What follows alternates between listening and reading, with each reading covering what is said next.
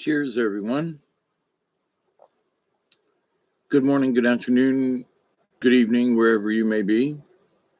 I am your humble host, Mr. David Knoll, also known as Hawkeye Feathers. And I greet you with the love and the honor of the infinite creator. And I continue to pray that each and every day that people will learn to accept and receive the healing, the knowledge, the wisdom, and the blessings from the universe. Now, with that said, sitting here after the thunderstorm and just listening to the rain on the roof and had certain things run through my head on a regular basis. And one of the things that topics that keep coming up in so many different areas and arenas and so forth is the word power. And people are seeking spiritual power. They're seeking this and that, and it's power. So it's like, well, what is this deal about power? Now, for those of you who, it's 1:19 a.m. Eastern Daylight Time on 5/5. For those of you, we have the fourth Be With You is still available on the Pacific Coast, Mountain Time. But it's Cinco de Mayo, and for the many Mexicans that I have known over the years, Mexico ain't so excited about Cinco de Mayo. Hey, Betty, how are you? Um, but, everybody else seems to like Cinco de Mayo. And, for my Mexican friends, they go, so what? It's a day to sell beer to the Americans.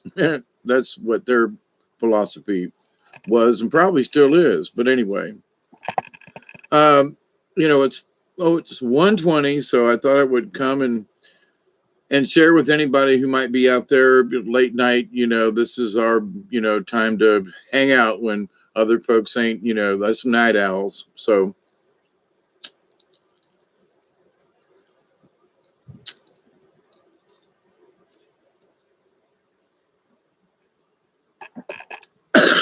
woo, that's a good one. Hey, David, how are you? Same back at you. But I was kind of bored and not, wanting to do anything, or, it's rained outside. And anyway, just sitting here, and I decided that it's the middle of the night and who knows. But it's not about the time of day or night that it is or isn't, but it is about the topic. And so, in my humble opinion, this idea about the power of the universe and this, um, and I mean no disrespect to anybody. I mean that, but sometimes I think I hurt some people's feelings when I bring in certain things. Hey, Julianne, how are you? In that, there are some folks, the power of the goddess and the power of the this and the power of the that. Okay, but my question is simple. What do you mean by that power? I'm just asking. I'm not saying you don't have it or whatever, or that people shouldn't seek it or gain it or whatever, but my question is very simply, what do you mean by the power? What power?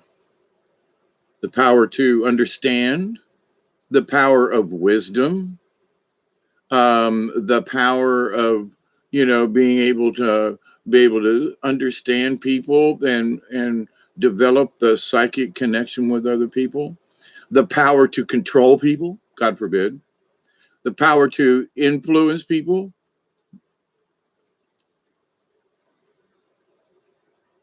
What do we mean by power?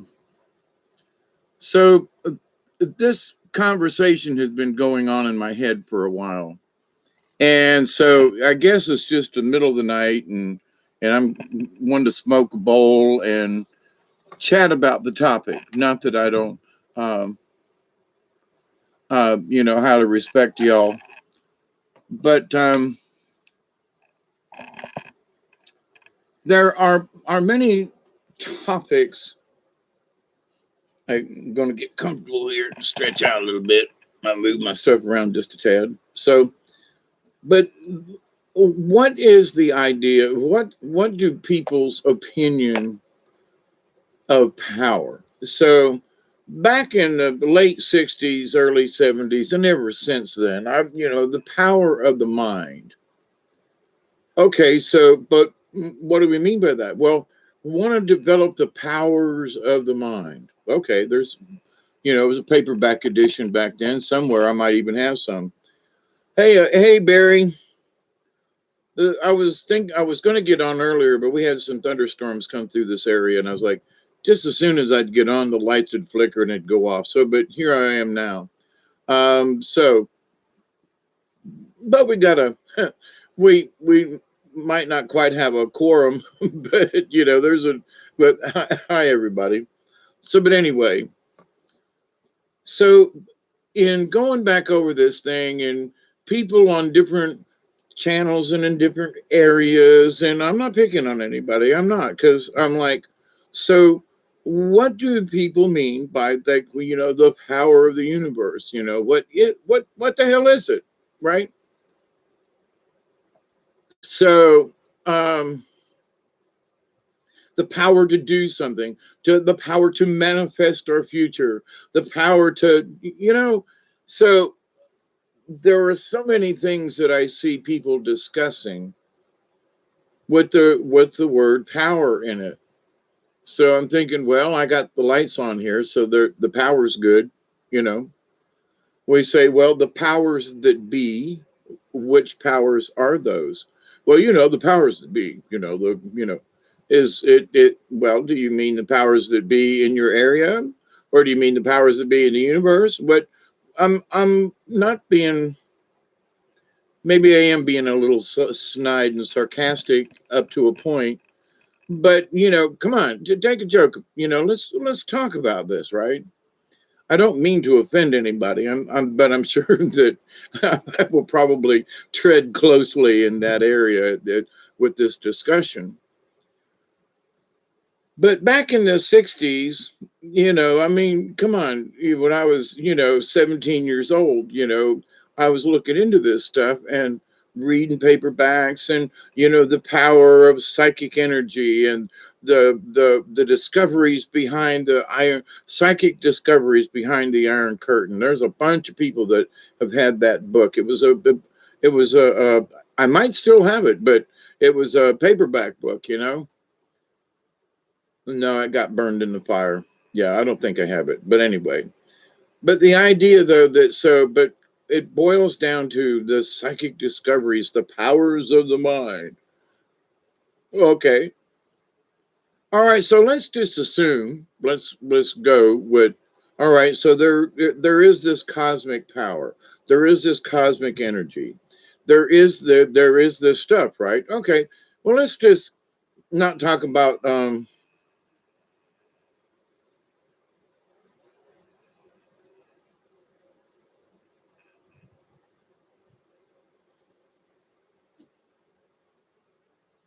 hey, Doug, I was checking to see who else was in the house. But so, regardless of the power, all right, just all these different levels of the using the word power and what do we mean by the word power? Okay, so let's just assume it's there. Psychic energy, psychic power, all right, healing, all right. But now my next question is, so it's sort of understood that I was like, I'm wondering what people think of the word power, but what I'm more curious about is what are folks' intentions with whatever power they seem to be looking for or trying to achieve or whatever, you know what I mean? Whatever that power is, what the hell is your intention? Because stoned minds like mine, those of us in the League of Like-Minded Beings, we're looking around in the universe going, what do these people want with power? And what do they mean by it? But what is their intent once, if they get it, and or once they get it? Just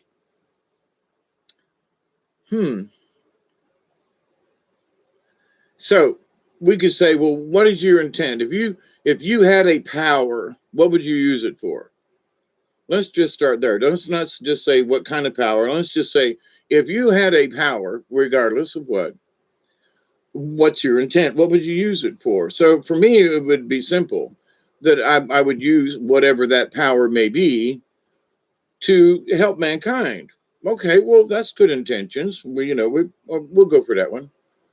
But with that, but so you want to help mankind. Okay, so what are you going to do? That's a good question. What is my power? Well, you gain the power of insight. Okay. You have the power of insight. So now you have insight into things where other people don't. Okay. And that is a true power, by the way. And one that should be studied and folks should pay attention to. But at the same time, you need to keep your ego the hell out of it. But insight into things. And you go, well, okay, so I can see that there's another purpose. There's a dual thingy, and oh my God, it's part of the matrix. And we can go off on all these different tangents. We're going to stick with what is the power, though? What would you use it for? Well, my intention, would your intention, would that include in your power to influence people? Well, no. Are you sure? Well, kind of, sort of. Okay, what do you mean by kind of, sort of? Well, I would like to be able to help influence people into helping other people. Isn't that that still kind of sort of be along the correct lines, right, of understanding there? And that, wow, whatever the power is, the power of insight, okay? So I have insight into these people who are stealing money from poor people. In my insight, it would be like to wake up the populace so they can see what's being happening. Maybe they already know what's happening to them, but in my power of insight, how am I going to use it to help other people? Well, my insight, so now I'm going to throw in that, well, having insight doesn't do me any good, because if my intent is to help other people, what good's my insight unless there is a way to use that insight if my intent is to help other people? And what's the cost? You go, well, wait a minute. Oh, we're talking about some kind of superpower, right? Well, it's some kind of something that you have attained, some wisdom or philosophy or whatever. You gain something that you feel is slightly above or beyond somebody else's, and that is your power of insight. Now what? Well, in order to get your point across that you want to help somebody else, you want to spread out, you're going to have to use another power. What are you talking about, Hawkeye? It's the power of influence. Because now you have a good intent. You've got the power of insight. Say, I don't know, maybe it's stocks, maybe it's housing, maybe it's the insight into people. It doesn't matter. You have insight into things. That's your number one power. But power doesn't do you any good if you're trying to fulfill your goal and so that's all assumed.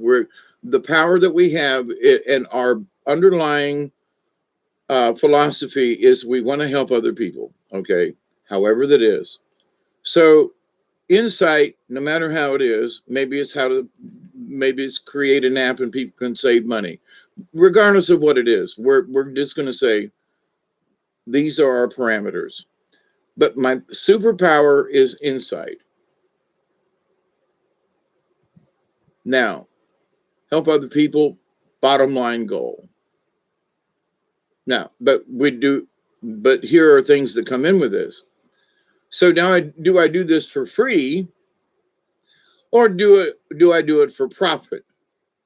And if I do it for profit, whatever this insight is, how much profit should I ask for?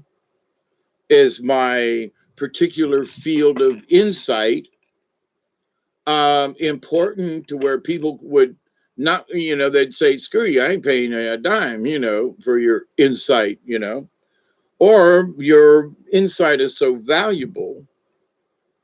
But how do they know it's valuable? How do they know that your insight isn't valuable? Okay. What establishes the value of your power? And you go, well, I don't know. Well, it's because you've had to have talked to someone and you've had to use the power of influence to either convince them that you suck or that you've got some insight, right? So through ever means necessary, your established power is insight.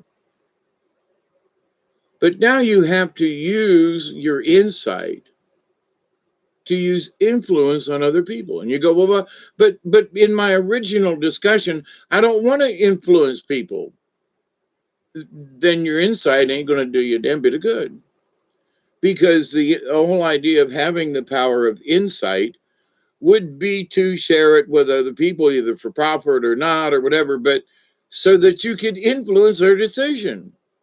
Oh, I have insightful news. The water in the river's rising. There's going to be a flood in the low-lying areas. Oh, well, don't tell anybody. Keep that to yourself, Well, isn't that insight into like what's around us? So the market's going to tank. If you got some money tied up in a certain corporation, maybe you should get the hell out, and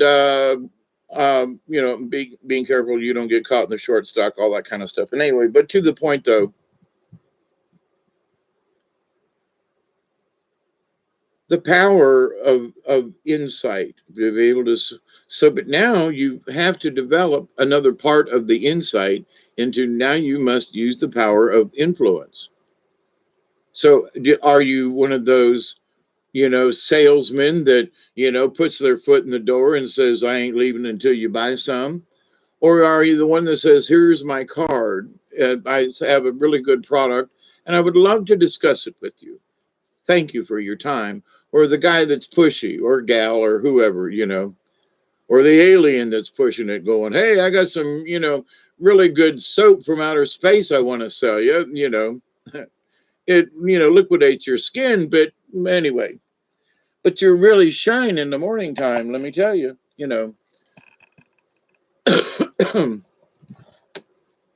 So when I hear people talking about power, now that's just a little hop skip knee in this.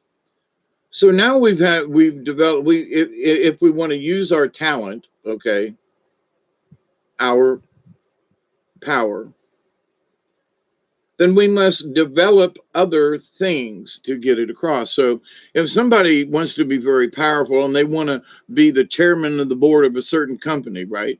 They're going to kick claws, gnash, they're going to do deals, right? I've seen folks in the companies do this. And they'll sleep around, do around, go golfing, they go to dinner, they schmooze, they do these things. It's part of the ritual dance, if you will, to achieve whatever power it is that they're seeking.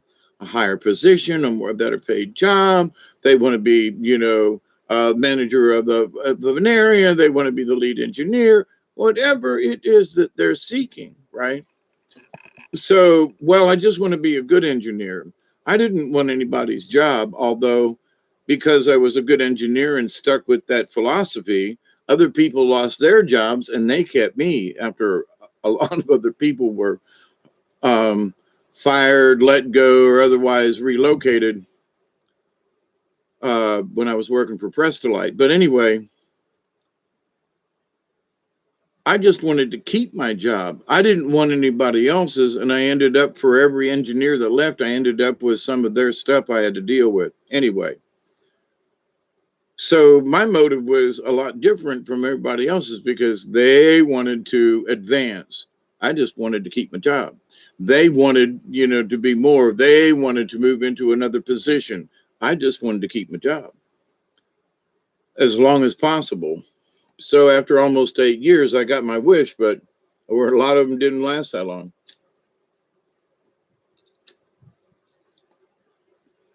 But my power of influence that I've talked about, where all those people, gave me a going away party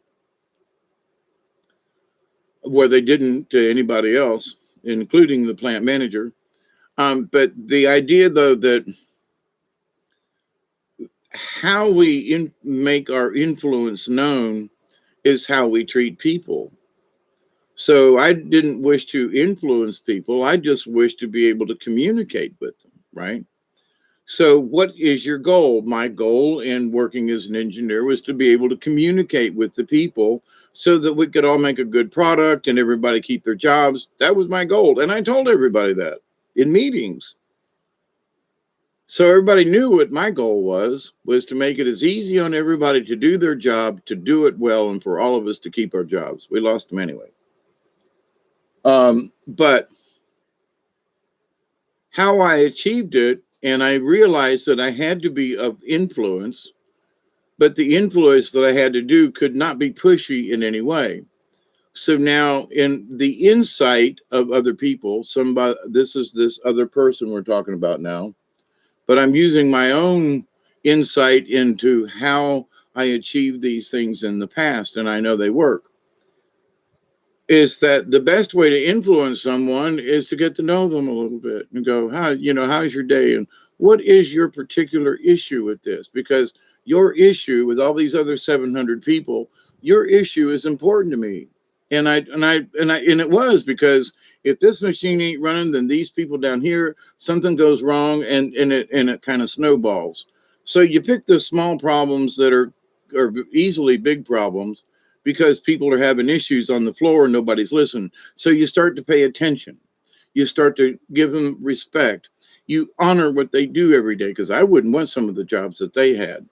And so my heart went out. And so in that, the influence, right? The influence was they knew I was true. I wanted to fix their problem. So now this person that has insight, he wants to be able to help other people with his insight, but now he has to be able to turn on the charm. He has to sell his insight to other people. He has to be, or they have to be able to have another power. And some people are very egotistical. Look, I got the best, I sell the best hammers. You can't get a better hammer than mine. Okay, that may be true. But how do you approach it as a salesperson? And but now you want to influence people. So that's a power, isn't it? Yes, it is. So now it's the power of influence, and it's the power to communicate. Wait a minute. Did you just say communicate? Yes. So now all these other talents come into play. It's not just that you have the quote, the superpower of intent. Now you have to develop the power, if you want to use it, through communication. And you got to be able to influence people, and you might piss them all off. Or if your objective is positive and so forth, then you want to approach whoever it is that you're approaching with this positive attitude, and you want to influence their emotional side, their mental side, possibly, depending on what it is, their spiritual side, and so that they will agree with you to try your product. You follow where I'm going? So, you have great insight there. Good for you. And you know what? I'm gonna listen to you. You got a thingy. Yeah, here's my number. Hashtag. I'm not an idiot or something. Anyway, so and I've never hashtagged in my life. I just want to tell you that. I feel so depraved, but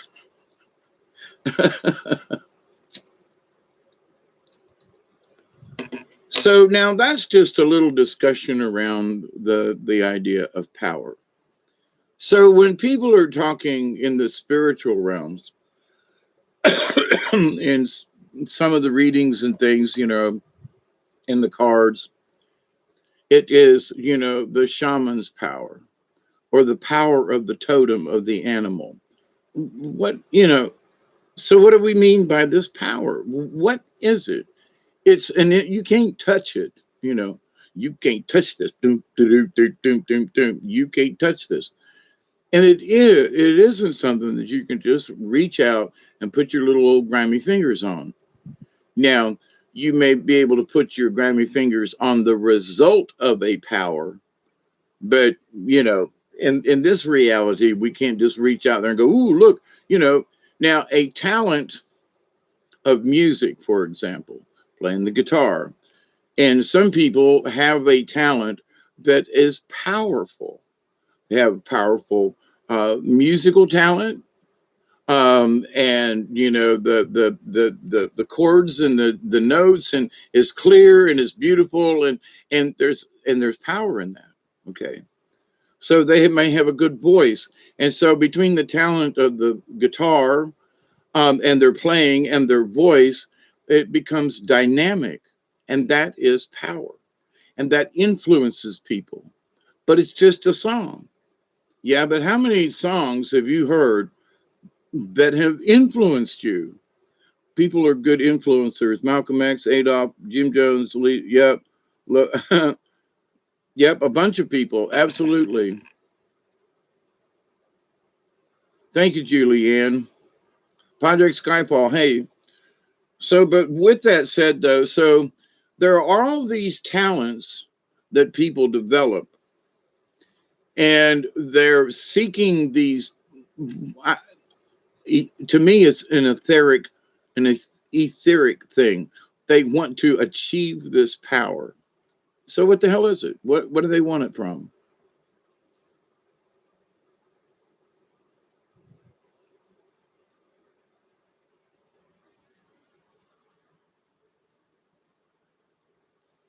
Thank you, Julianne. But why do they want it? Is my bottom line. Why do you want it? What is your purpose? Well, I want this because, okay. Now, for some of these people, I think that their intents are true. But for some people, well, I'm going to learn how to do runes, or I'm going to learn how to cast spells because I want to, I want to learn how to do. Really? Well, is that really how you should learn how to use your God-given talents, the talents that you came here with? And that if you just use your natural gifts and develop them, then do you need any extracurricular help? Now, not to say that to study things and to learn how other people did it, that is all very helpful. Don't get me wrong. But, to what I consider, and I've tried spells and things back in the day. I've used runes back in the day, but I've tried sigils with bad luck, unintentionally. So that's why I know don't mess with something. You just want to get to know, but the more you study something, it may have adverse effects on you that you ain't got a clue. And I didn't realize that until my spirit guide stepped in and said, Hawkeye, I was just trying to understand it. And I got my natural born sigil ass, fried. Okay. So, but there are people who still use it and do, and I'm not. You do what you think is necessary. But in the grand scheme of wanting these powers, why do you want to use a sigil for anything? What do you want to use a spell for? What do you want? Why? What is it that you wish to achieve with this? And why do you think that you should be able to have the power in the first place? What gives you the right to have any of these powers, right? Now, but through the medicine cards and so forth, and some of the stories that I've been reading, is that the more that we honor ourselves with the universe, the powers that we attain are the powers of wisdom. Because with that wisdom, you know whether or not it's a good snake or a bad snake. Hey, Mel Hazel. Mel. But to a very important part, how much of this do we, how much of this power, and you know, oh, I want the power to be able to create. Okay, are you an artist? Well, then you already have the power then. So everybody has, quote, the power if you can use your hands or feet or whatever, even your mind. You know, they're, the guy in the wheelchair, you know, the physicist. But anyway, so the idea that regardless, if we still have a mind left, we can still be active, we can still create, we can still be creative, right? So that is that's a talent. So how much we are creative depends on how much we engage in it.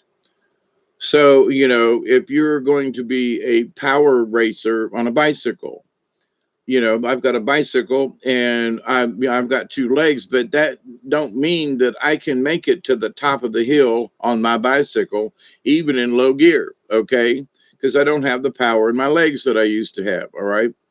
But there are some people who will like buzz all around this place on my bicycle, never think twice about it. So just because there's a bicycle, just because I have two legs like any other, well, most people, does not make me a power racer. Now, I could get on the bike and I can train. I can develop the power in my legs so that I can ride further and so that I get the power back in my lungs and my breathing, and so that I can attain that with practice. So in the rest of the world, you know, it's the same thing. You want to, if you want to have wisdom, you practice it. Be wise about your decisions. Be wise about what comes out of your mouth. Be wise about, you know, what your influence, that because you engage with other people, you must have some kind of influence. What is that influence on those other people? How do they see you in this? And it's not about, you know, putting on pretty makeup, but it is about men or women now, I'm saying.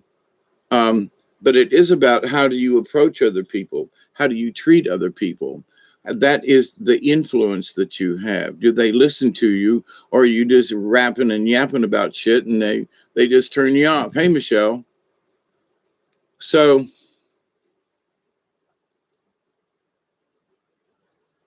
I absolutely believe in the attainment of spiritual powers. Okay. But in that, there are folks that, you know, abuse it. But in the attainment of these, quote, powers, what is the bottom line is always, what is your intent? No matter, you know, when I was working, when I had all those visits from White Dove, she was training me to be able to work with people and to be able to influence them. Not necessarily, it made my job easier, trust me, but I did it so they would feel better about their job. And so that somebody in the office did care.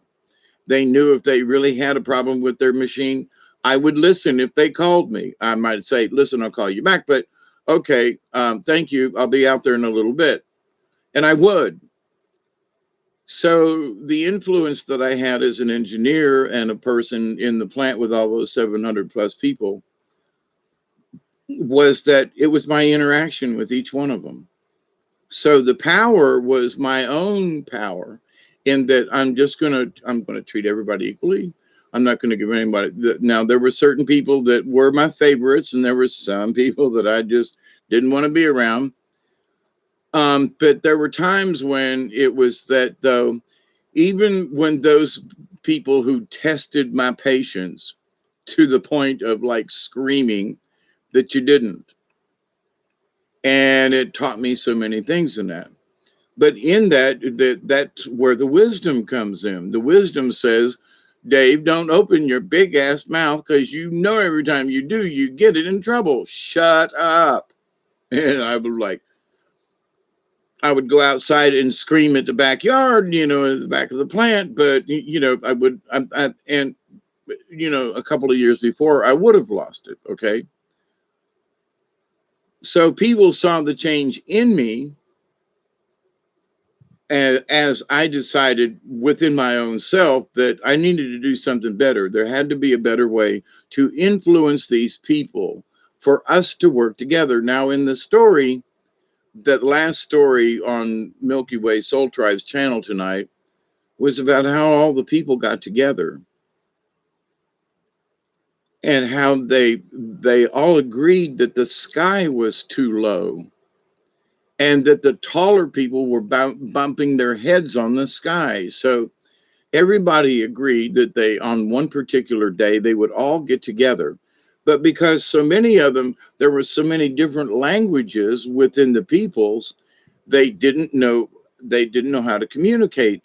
So the wise men got together for council and they discussed and they said, well, everybody agrees we should do something, but how are we going to get everybody to do something at the same time?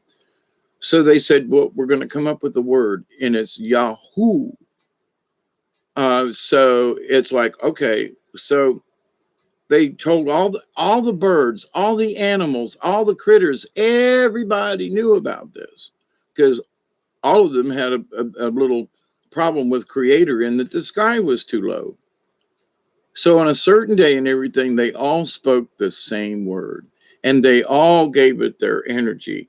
The animals, everybody got together and did this.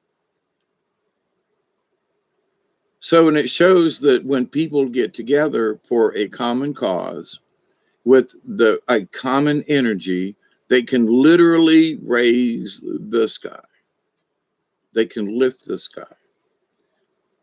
So, and whether you say, well, that's just a story, that's just some legend. Yeah, but it's a good story in that all of these critters, peoples, regardless of who they were giants because their heads kept scraping.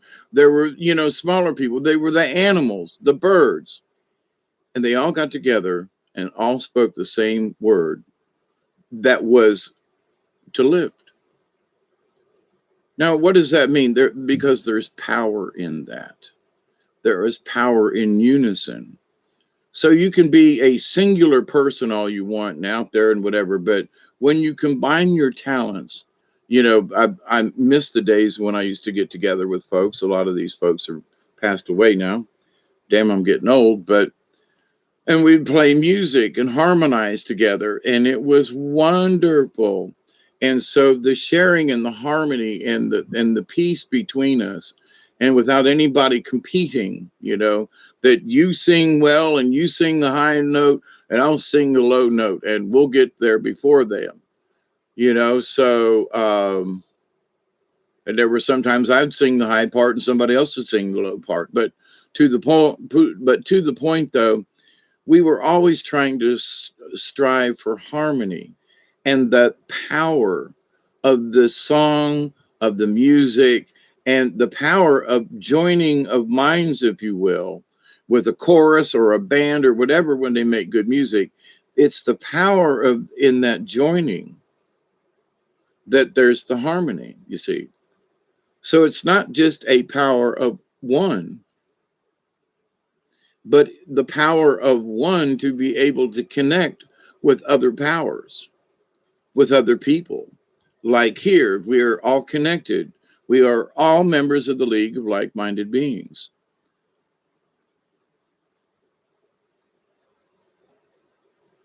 Hey, Free Flow.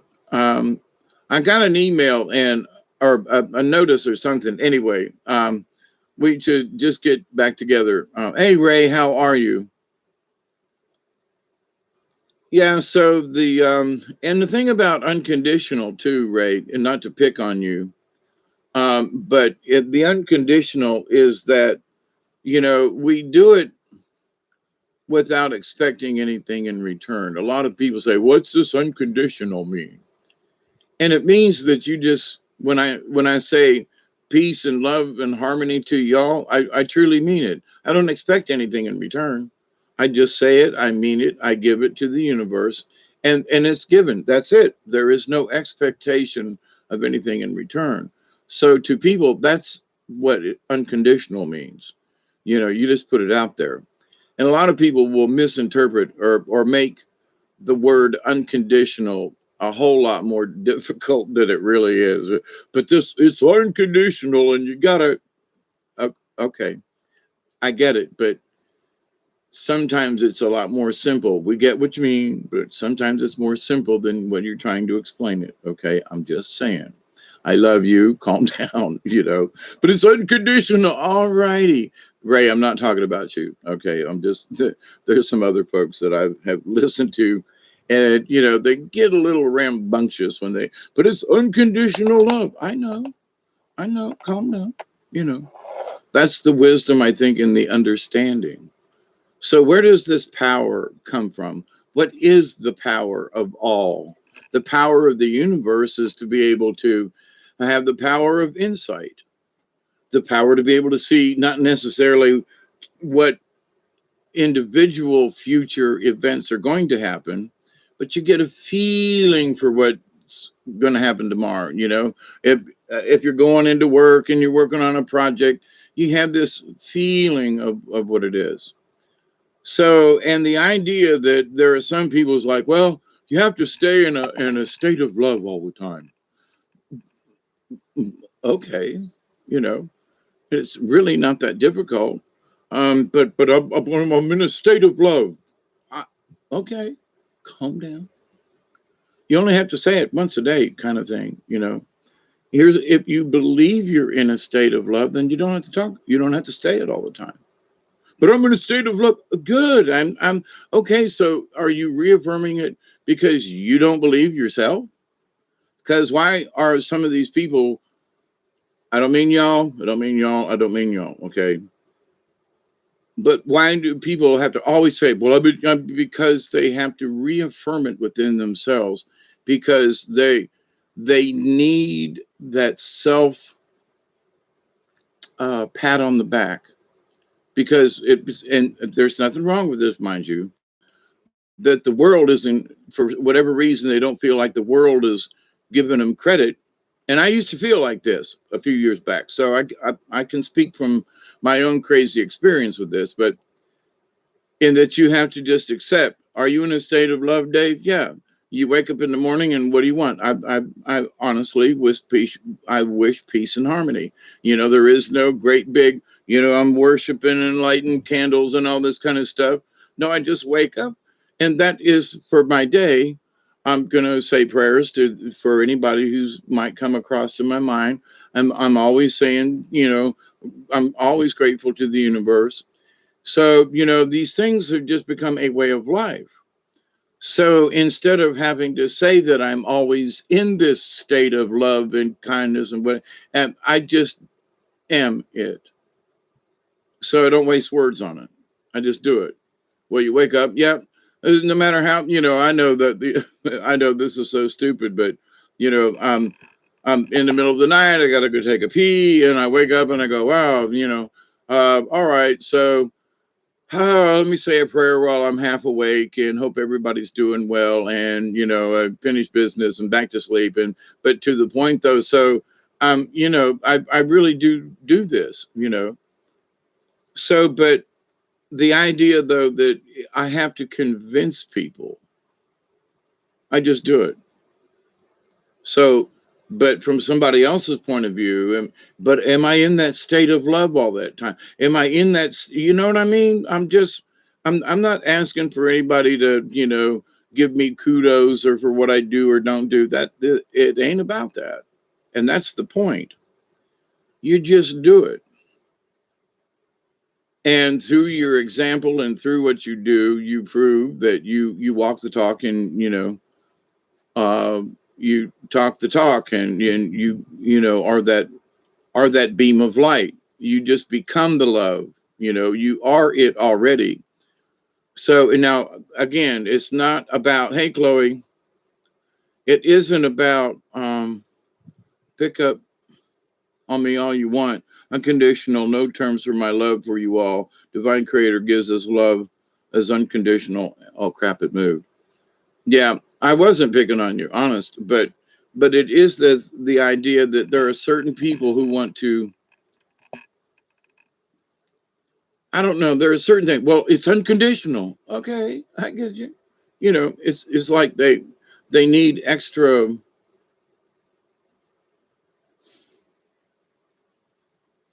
The word is fortification that's coming out. It's that they need to be fortified in their own spirit, so they keep repeating it over and over. It becomes, for me, at times when I'm watching. I don't mean this chat, but in some places, I go, "Oh, please." It's like I'm just picking on a phrase. Jesus loves you, and the only way to heaven is through Jesus. Okay. So, but the only way is through Jesus. Okay, we got you. Jesus is the only way. Okay, Jesus is okay. I get it. Well, if you don't believe in Jesus, then you're not going. Well, hang on. Let's hold that bus up. So, there are times when we repeat things over and over and over again. And we have to honestly be truthful to ourselves, because this is where wisdom comes in. And this is the divine cosmic wisdom, in that, are you trying to convince yourself that you believe it because you have to say it all the time? Or is it that it's okay for you to say it a couple of times and trust that your message got through? Okay. So I had to become the second, because I was like, I was on a kick with folks about, the Catholic Church and the priests, and you can't trust the Vatican. Oh, I was on that big time years ago. And I haven't slacked off on them, them guys over there. Anyway. So, because what good did it do me to pick on them all the time? I will put my 2 cents in worth, and then I back up. But, I was all the time, oh, the priests and the Catholic Church, and it's the Vatican and these people, and it's yeah, okay. I agree with you. But I didn't have to talk about it all the time. It's sort of like in the rabbit story, Rabbit calls fear to themselves. So in that, by talking about something, I know it's the opposite, but people can talk about Jesus so much it turns everybody else off. We know what we mean here. Now, many of us, myself included, believe in Jesus, and at least some of the story. And, peace be unto you, my brothers and sisters. And my Dominican nun, Sister Helene, told me about that Jesus went to study under Buddha, and for me not to become a priest, but to study Buddha, which I did, and other religions. But in the understanding of all of these philosophies is the true spirit of us. It isn't about a religion. It's about what we learn from it. Have we learned to be peaceable people? All the Christians that are killing, all the Muslims that are killing, have we learned to be peaceable? Or is it just a bunch of words that folks hide behind? So there is the power of religion and what that religious influence has on other people. I mean, for years and years, and there is still a bit of the Christian religion that still has a certain amount of influence over me. Little bit, but it's still there. In that I believe in Jesus, and I believe in a bit of the Bible. So, but it's Christian. Yeah, okay, but so in that, as much as I don't believe in churches and all the rest of the hullabaloo, there is those parts of the Bible that I do take reference to. And we can all learn from it one way or the other. They're stories, okay? They're parables, right? And some of them are terrible parables, but we won't go into that part. But what is the influence we wish to have on others? Is it to change their point of view? Is it to change their heart? Is it to help them find their own spirituality? What is it with our powers do we wish? To overtake, to control, to Well, to influence other doesn't mean to control, but to some people, it does mean control. Now, to me, I'd rather influence people, like having this conversation and saying, hey, y'all, just here's is this old crazy man in the middle of the night having this conversation with you about the word power and what it could mean. I'm trying to influence you into thinking. That's my objective. And to look at other people, not to make judgment on them per se, but to go, that person talks about power a lot. And what's their goal? Because, somebody asked me a couple of weeks ago, how do you know whether or not somebody, like a guru online, or like for myself, how do you know that this person's talking shit, or are they trying to get you to, they're using this message and that, and they're talking about, okay, what do you think they're trying to influence you to do? What do you think their purpose is? Now, y'all know my purpose is to sit here and yak about stuff. And as a shaman in training, you know that there's going to be some kind of spiritual stuff in there. But I'm not going to hammer you about a religion or that you have to, but, there are certain natural things that we all must attain. And that's the bottom line. It just is. There are unwritten rules of the universe, and you can make words and come up with names and philosophies and religions about it. But the bottom line is your intent, where your heart is, where your soul is, where your thoughts and mind and all of this, that power of you, the power of being, just being a human hybrid person. Accept it, y'all. We're all hybrids, okay? Just accept it. From a long time ago, but we got to accept that part. So there are certain things that we just need to, like, yes, UFOs exist. Yes, they tinkered with our DNA. Yes, they've been on this planet for a long time. Just accept it. You don't have to go, who and where am I from? Are they going to take me over? It doesn't matter.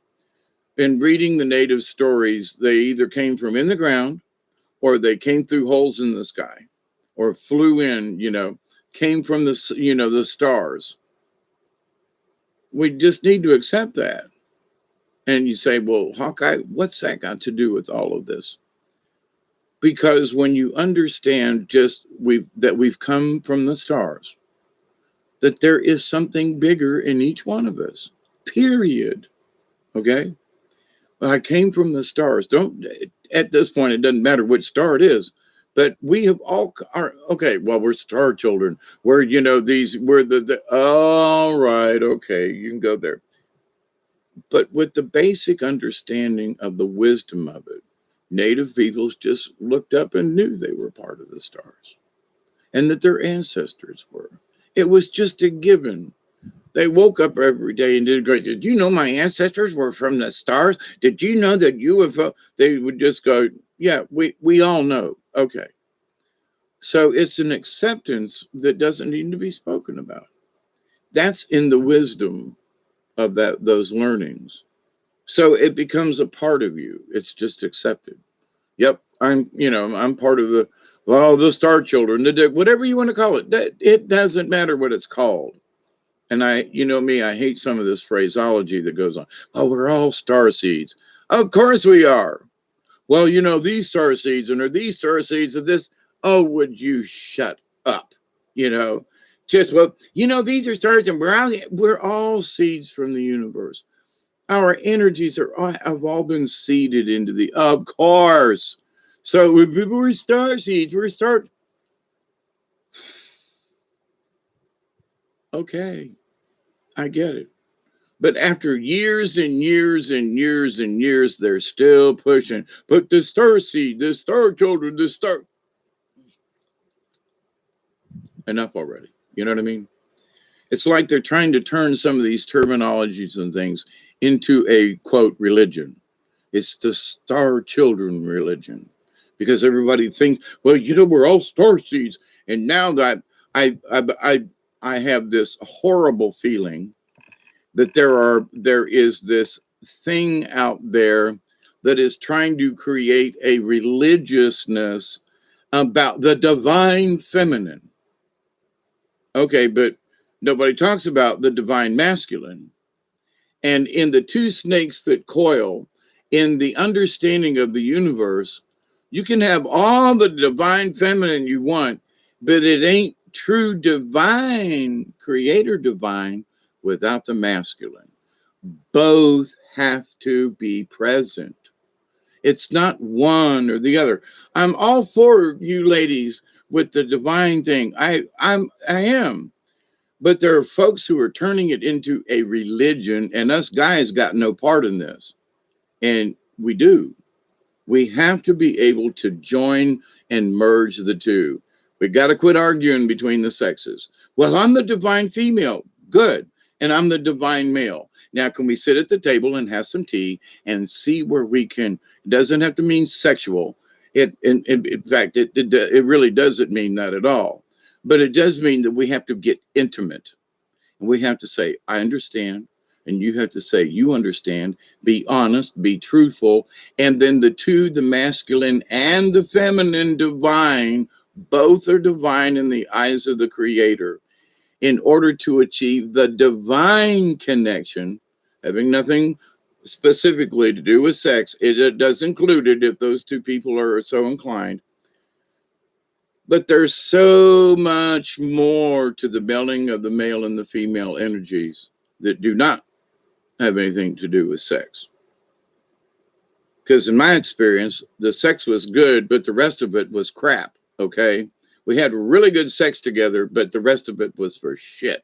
Life was horrible. We had good sex together. And what's that got? So, anyway.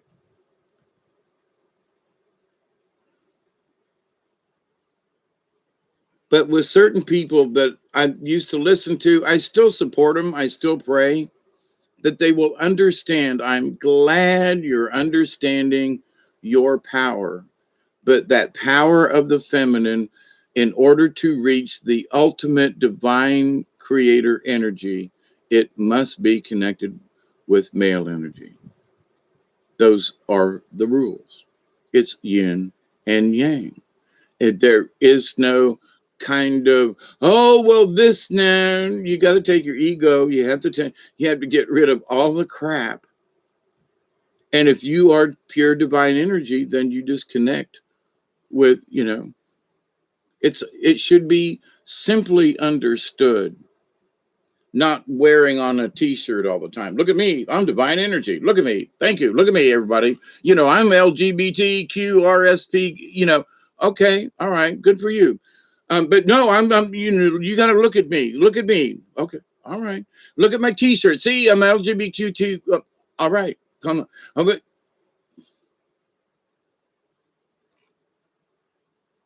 I don't care what you are. I don't care what, it's none of my business.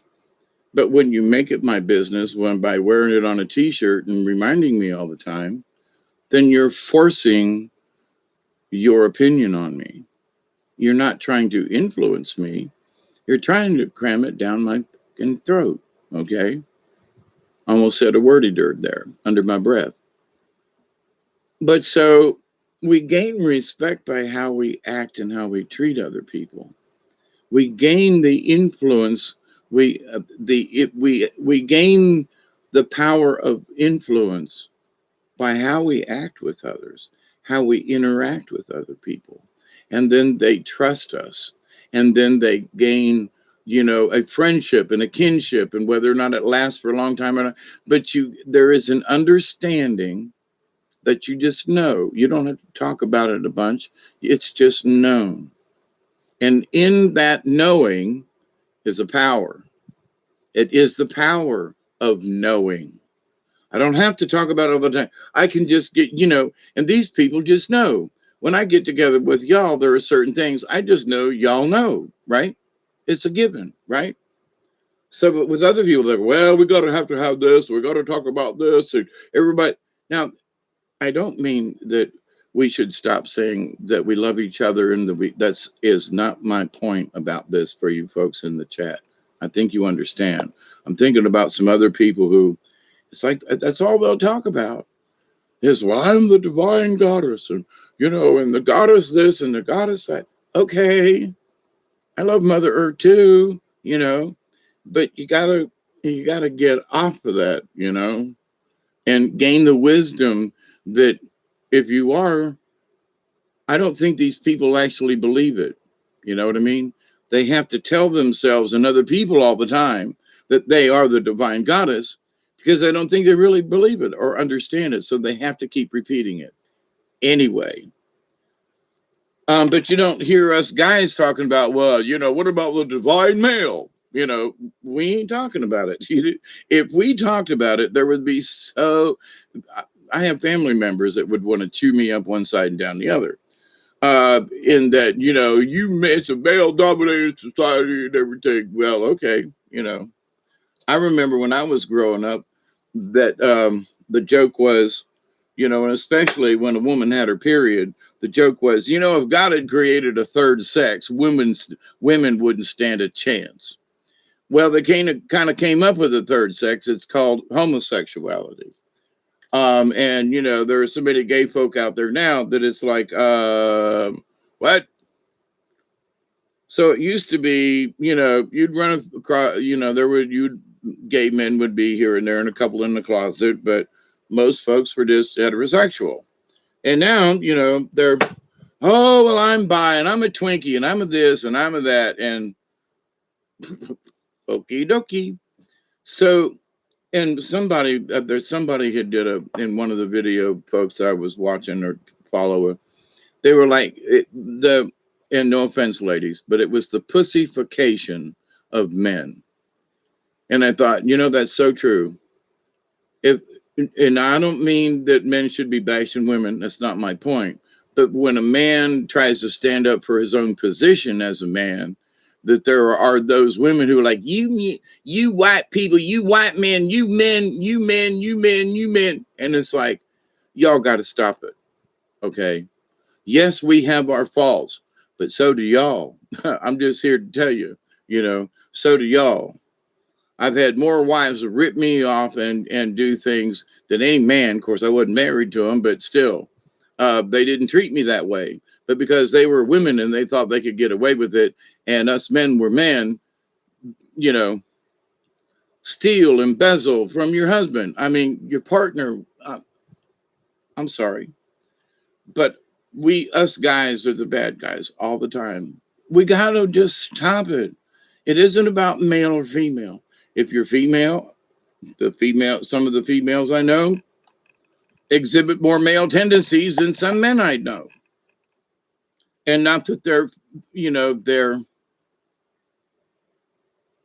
these men just don't go about strutting their stuff and farting and spitting and, they just don't do that. They're just, I want to say the modern man, but anyway, so the understanding though that we got to stop this.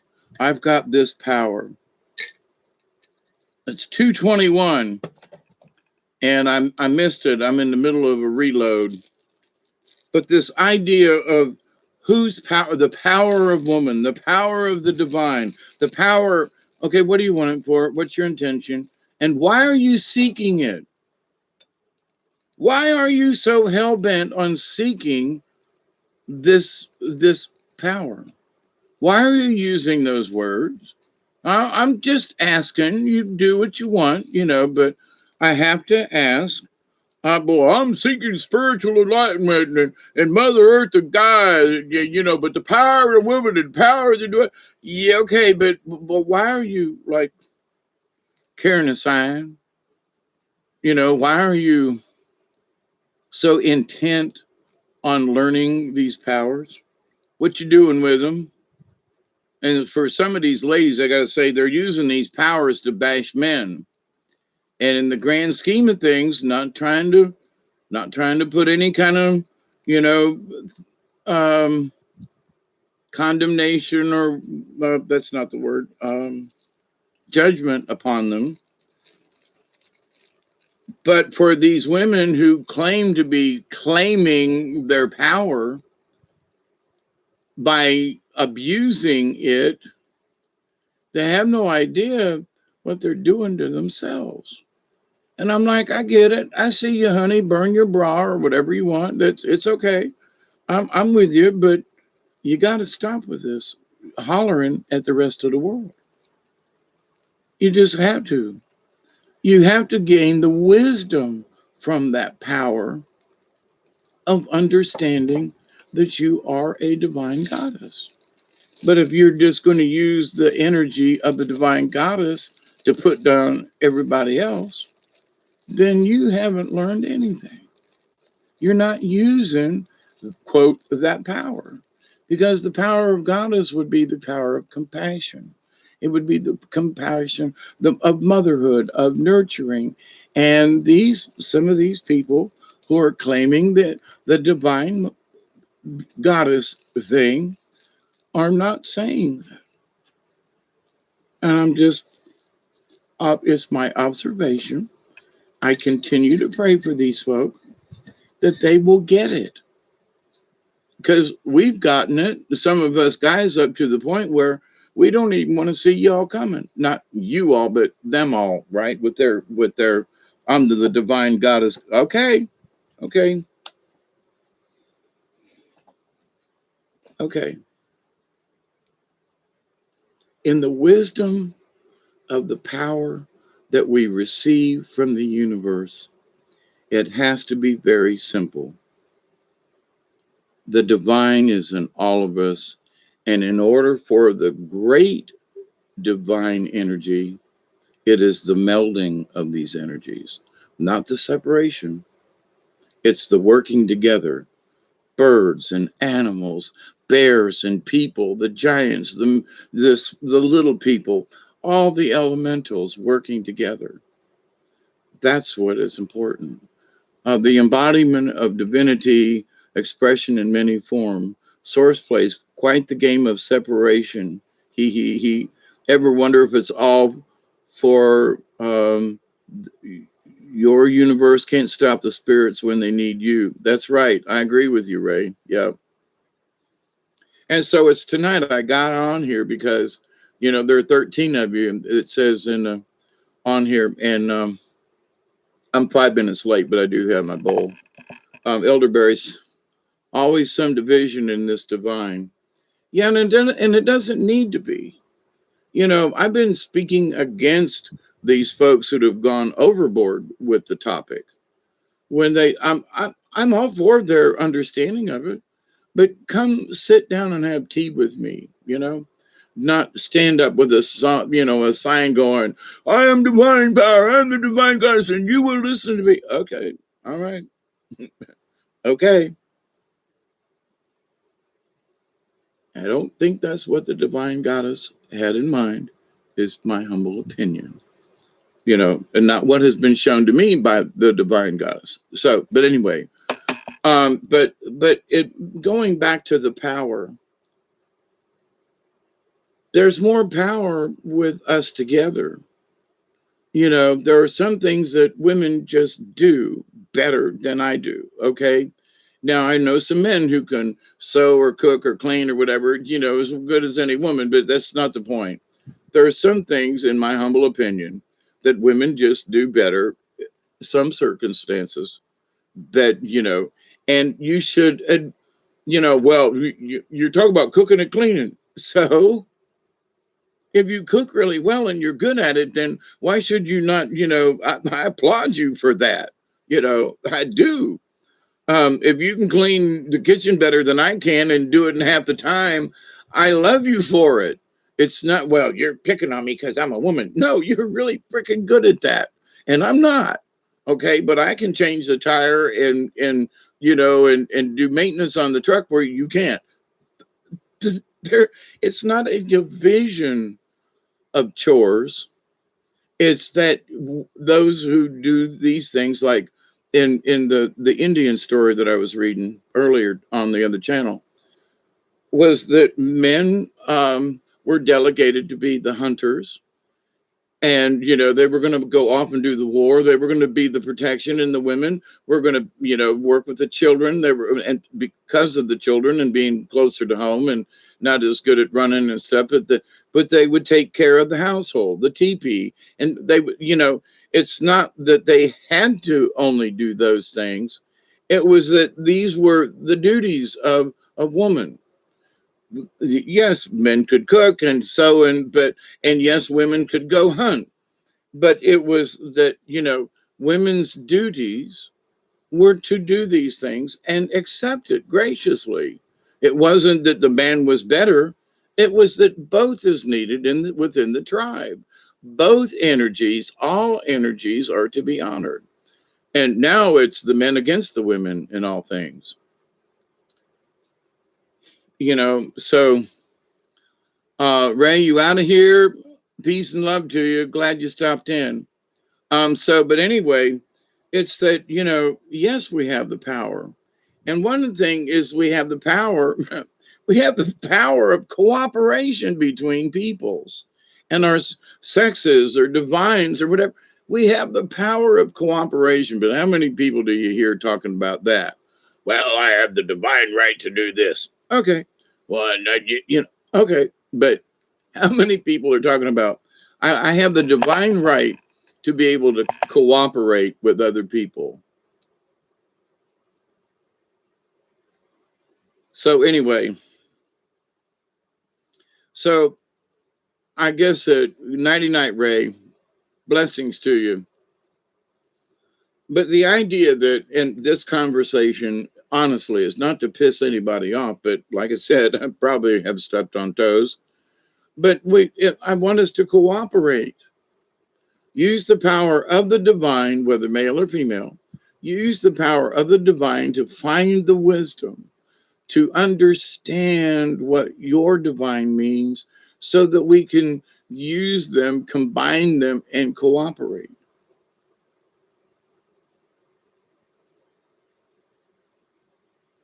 Who wants to argue about that? Raise your hand. How we go about it. Okay. But regardless of how we go about it, we have to cooperate. Now, well, is it a round table? Is it a square table? Is it oblong? Will there be, what are the color of the chairs? Who cares? You know what I mean?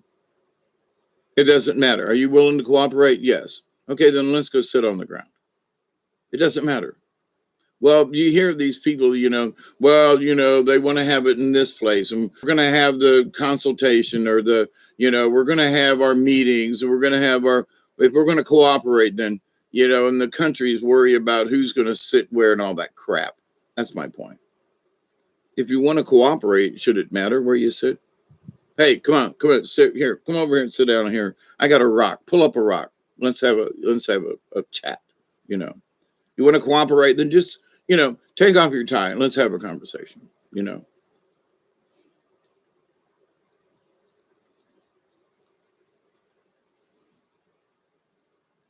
I understand, Chloe. I get it. That's my point.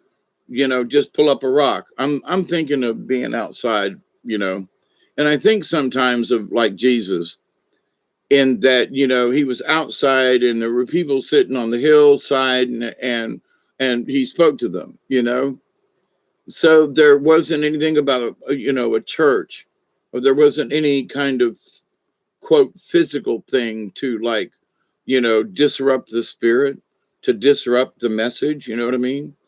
So in that, it doesn't matter where we should be, or what, it's what should matter is whether or not we want to cooperate. Period. That's all. Do you want to cooperate? Yes or no? And if you raise your hand and go, yes, I do, then okay, it doesn't matter. Well, but I don't like that. It doesn't matter. Do you want to cooperate? Yes. Okay. Then you must cooperate in that it doesn't matter what kind of chair. But I want to, I object. Why? You just said you wanted to cooperate. Do you want to cooperate? Yes or no? Let's go back to the original question. Do you wish to cooperate? Well, but then you don't. That's the answer. If you got a well, but then you don't want to cooperate. You know what I mean? So there are too many people, and to your point about the table, your pup is sick. I was reading Emerald Tablets just today. Yeah, be safe, Betty. Hope your dog is feeling better. Yeah, no buts about it. Right. And so, and the thing that's so wrong with all these people in the world today is everybody has to bring to a table that shouldn't be there. They bring to the table all of these issues when the bottom line should be, I came here to cooperate. Not to, we can have discussion and I might even argue with you on some points, but I came in here to cooperate. And it means that if you wish to cooperate, then we're going to figure this out. That's all there is to it. If we cooperate with each other, we will figure this out.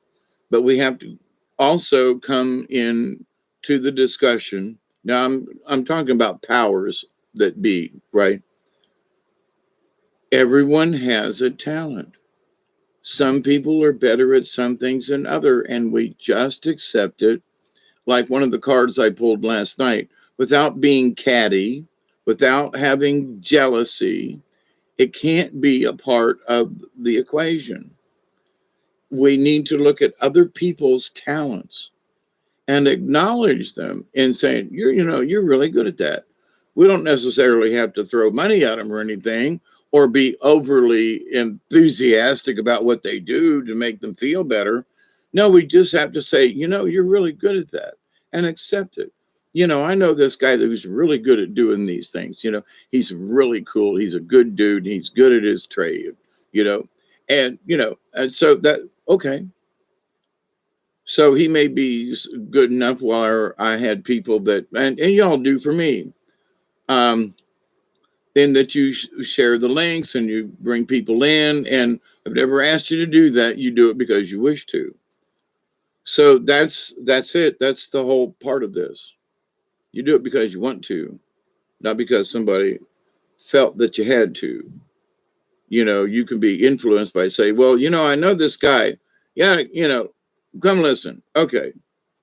You do, you go, well, he's okay. Or, yeah, he's a stick in mud. He don't, or she. It's not a gender.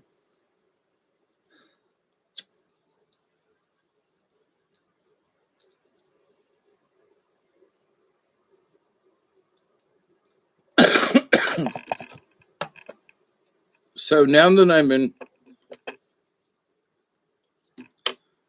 kind of beating up the idea of power, what you say, Chloe? Whether you're in or out, simple as that, but there can't be no part-time wishy-washy. That's right. Now, but I will add this addendum to that. There are times when we may stop and go, I simply want to go think about this versus to make a quick decision. There are some people, I don't mean you, Chloe, but it brings up another point in this discussion of power, in that there are people who will make a snap decision to go, well, I'm sure about that. Are you? A wise man will go, I'm going to say right now, I feel okay about this, but not that you have to tell anybody else, but a wise man will say, but I need to consider this. Well, why can't you just give me an answer? Why can't you just support me? Or why can't you just, well, number one, because you want me to so badly. That's one. And you're insisting that I do. That's two. So there are certain things that we look at using our powers of insight, our powers of wisdom within each one of us. And we go, this person is insisting that I do this. Okay, well, what is it what's their influence? Why are they doing, what's their bottom? You know what I mean? So, and if somebody is insisting that I do something, I'm going to go, well, okay, let me run that through my wisdom filters and my knowledge filters. And I might go, I think you're right. There's a good chance there's going to be a flood and we should all get our stuff in or whatever. But then there's going to be those times when I'm going to go, I'm sorry, but I don't agree with you, but okay, I see your point, and y'all do that over there, and y'all run over there, and y'all do that because I'm thinking of a particular person that there are some folks who used to gravitate to very much, and that because he's got so many subscribers, his word must be gospel, and he's confused more people, in my humble opinion, and I won't say his name, but he has confused more people, in my humble opinion, um, in the spiritual realm, in that they're seeking answers, but certain folk jump around so much in that without a single focus of what does this do for me? Why am I studying this? And why are you bringing this up? Well, okay, but it's a good topic. But then people are confused by the message, these people, because of their influence. And because of their influence, then these people are going, well, I like this guy and what he says, and there seems to be some truth in this, and but I'm so confused. And I go, yeah, that information, but and I sometimes wonder if some of these people, because of some of their topics of discussion, um, is to keep people in a state of chaos versus to learn their own path. Well, there's this, and you can use magic, and you can use this, and you can do. Why? Why can't you just be? Why do you have to have all these other things? I'm just asking, you know. Well, you need this in order, and you have to have sigils, and you have to have spells. And you have, if you're going to meditate, you got to light a candle every time. Really? What if you don't have one? What if you're in handcuffs and you want to meditate? What if you're somehow, and I don't, it could mean physical handcuffs, or that you're tied down, you can't, whatever it is, but you want to meditate. Well, don't have a candle, can't, but well, with the wisdom and the understanding of the universe, you can still meditate. So you don't have to follow any particular protocols. You are the meditation. You become the meditation. So, and I was this way. Oh, I can't do a meditation unless I got bells and sage going on all the time. I used to be very badly that way. Okay. And they have their place. Absolutely. I've never lost that idea. But the idea that I can't meditate or pray unless I have these items is just wrong. That's just wrong.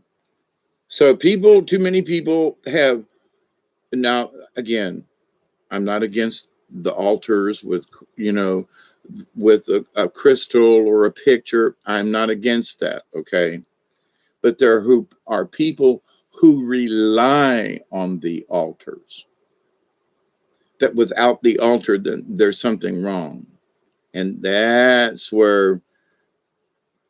another step in the shaman place. Because the altars and the crystals and all of these things have a place. Don't get me wrong. They have their place. But then there are people, and like I said, I used to be one of them. Without it, it couldn't exist. And that's just false. Because the next step for me was to realize that I don't need to have sage in order to, it helps. And I like it. I got some sage nearby. I don't have to have my favorite crystal if I want to meditate. I don't have to have this. I don't have to be facing a particular direction. All I have to do is just be the meditation and do it. So, but I still do, set things out. I still have candles. I still have my crystals. Don't get me wrong. But it's the reverse now, almost to the point where I hardly use any of these tools because I just know they're there. I accept that my big crystal's sitting right over here on the table. I don't have to pick it up and hold it. I accept that I moved my chair. I'm sitting literally on top of all these crystals. I mean, I am literally, they're under my chair. Let me just show you what I'm talking about. This is, the size of my thumb. So finger. So this is pieces of flint in a substructure. I just like the way it sets. I had these other, big crystals here. It's a crystal cluster. These are one of that I dug out of the ground myself, and it's still got dirt and everything in it. This is I dug these out of the ground, I think in North Georgia, and they're still in the substrate. And there's a crystal and a crystal. But here's the thing: when you get to a certain point of understanding that you don't, it's good to have it's good to have certain ceremonies where you use a crystal don't get me wrong, but in the greater understanding of the power of the universe, the power is that you realize that you didn't need any of that all along. The power is within us to have that meditation, to do that meditation, to be on a walk and be meditating. So, but again, I can walk with a crystal in my pocket, or I can walk and have, a piece of sage on me, or sweetgrass. So it's our intent. Um, but I could be doing something for somebody else and have a thought cross my mind and do meditation while I'm still doing something with somebody else. And we don't have to stop what we're doing if we understand that we are always in a certain state of meditation. Our subconscious and our conscious, the subconscious is always, once we've achieved a certain amount of meditation and we trust ourselves, we trust the power that we've attained. In one of the cards last night, it was that, that we have to give blessings for what we already have. And people are still looking for the power when they've already got it. They want to attain a power or attain a certain thing. And what they need to do, in my humble opinion, and I don't mean any of y'all, but if this applies to you, I mean this with love, in that you need to shut the fuck up. You just need to sit still and look at the blessings that's already been given to you, because the power that you seek, you may already have. So, but unless you shut up, and to some people, and I don't mean any of y'all, I'm thinking of some other channels and stuff, some of these people that are putting this stuff out, they need to shut up. And I mean, shut the fuck up, because they're spouting so much stuff. And I don't think they understood it, because if they did, they would shut up. That's my humble opinion. So, it's the power of the mind, it's the power of the this, and it's the power, but you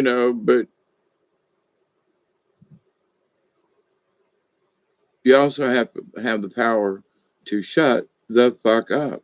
And I'm using the word fuck on purpose. I don't cuss much. Yeah, I've been called a tool. Yeah. We are the tool. Absolutely, Julianne. And that's one of the things, you dug those. Yeah, I dug them out of Mother Earth. Yeah, there are several. I have been to Arkansas several times, North Georgia, to places that I have friends of mine. I don't know if they're still alive or not, but that knew where mines were. I've been up in different areas. I mean, I was a rock hound for years, and I haven't been back to the mountains or anything, but also in going to some of these powwows and stuff, I've met people, and but there are a lot of rocks I've dug out of the ground myself. But yes, you have the power to lighten my heart and make me smile. But that's good. And have a grin to grin here. You dug those, yep. And see, for tonight, I was, contemplating, do I get on or not? Yeah. Kind of arguing with the universe, a little bit. And that I don't like to be here just because this ain't for me, right? But they gave me this message about the power, and they said, okay, but here's your topic. And you need to stick with in it, and don't talk about gardening too much and get off topic.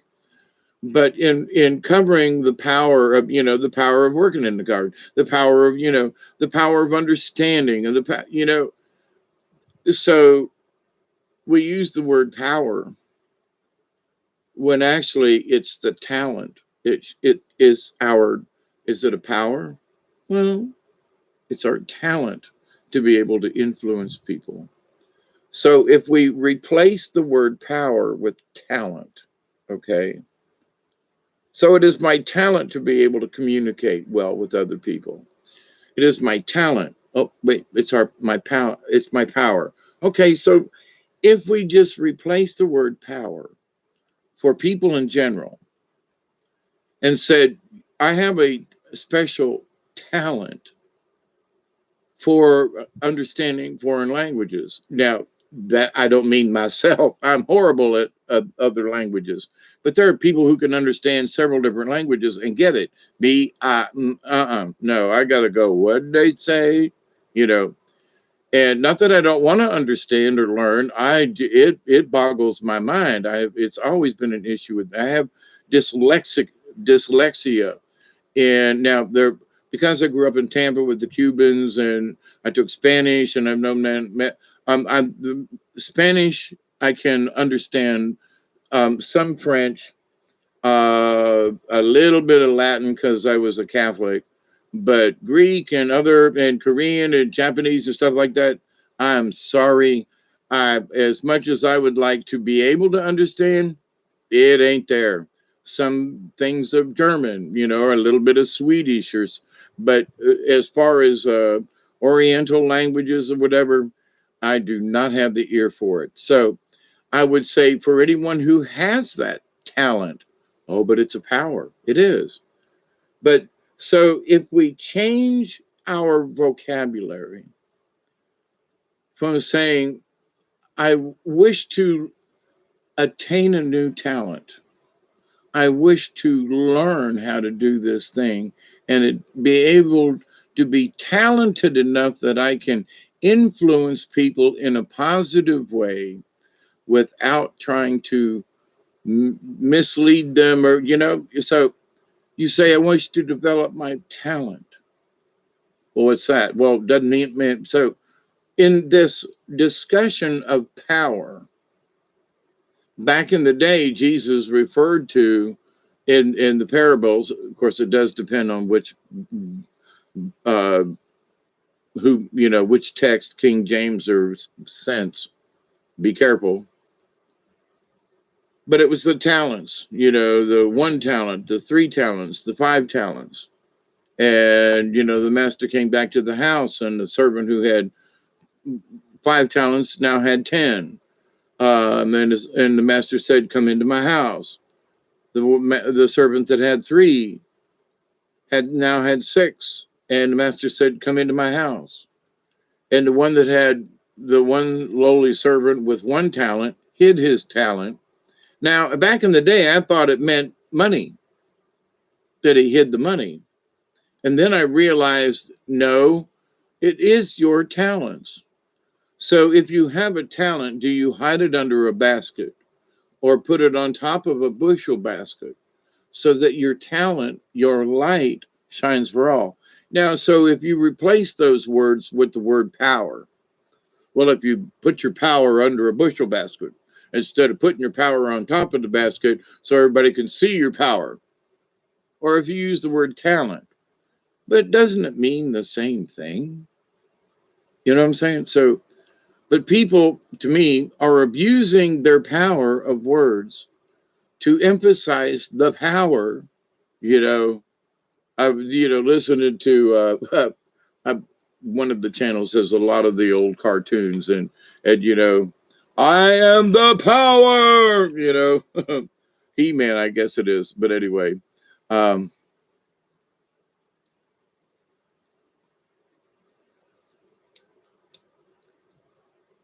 You have thousands of rocks. I don't know if I have thousands, but I got a few hundred.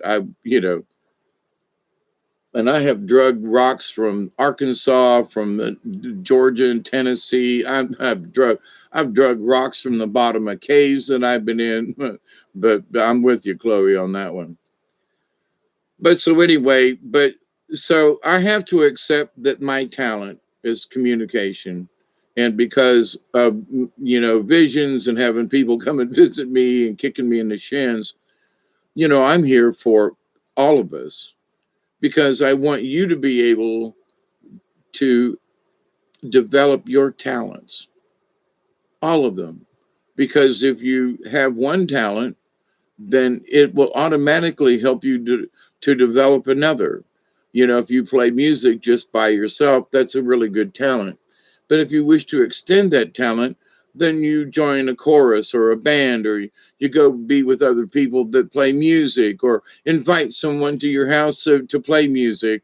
You extend it so that the talent that you have, that power of music, is now shared, so that you can increase the harmony, and maybe enrich your life, and maybe enrich the other person's life that you play music with, or whatever it is that you do. So, there are folks who play chess. There are folks who play cards. There are, I used to get together with my friend all the time. We would play canasta, or big games of gin rummy, and just or we'd play different other games, just have a game night. And I haven't heard from my friend Marcia in a while, and I don't know how to get in touch with her. But my prayers are still there, and hoping that, if wherever she's at, that she is as healthy as possible. Um, but anyway, and here's my 10 cents for any of you who may be younger than I am, or regardless. Um, if you're not watching your weight, you should be.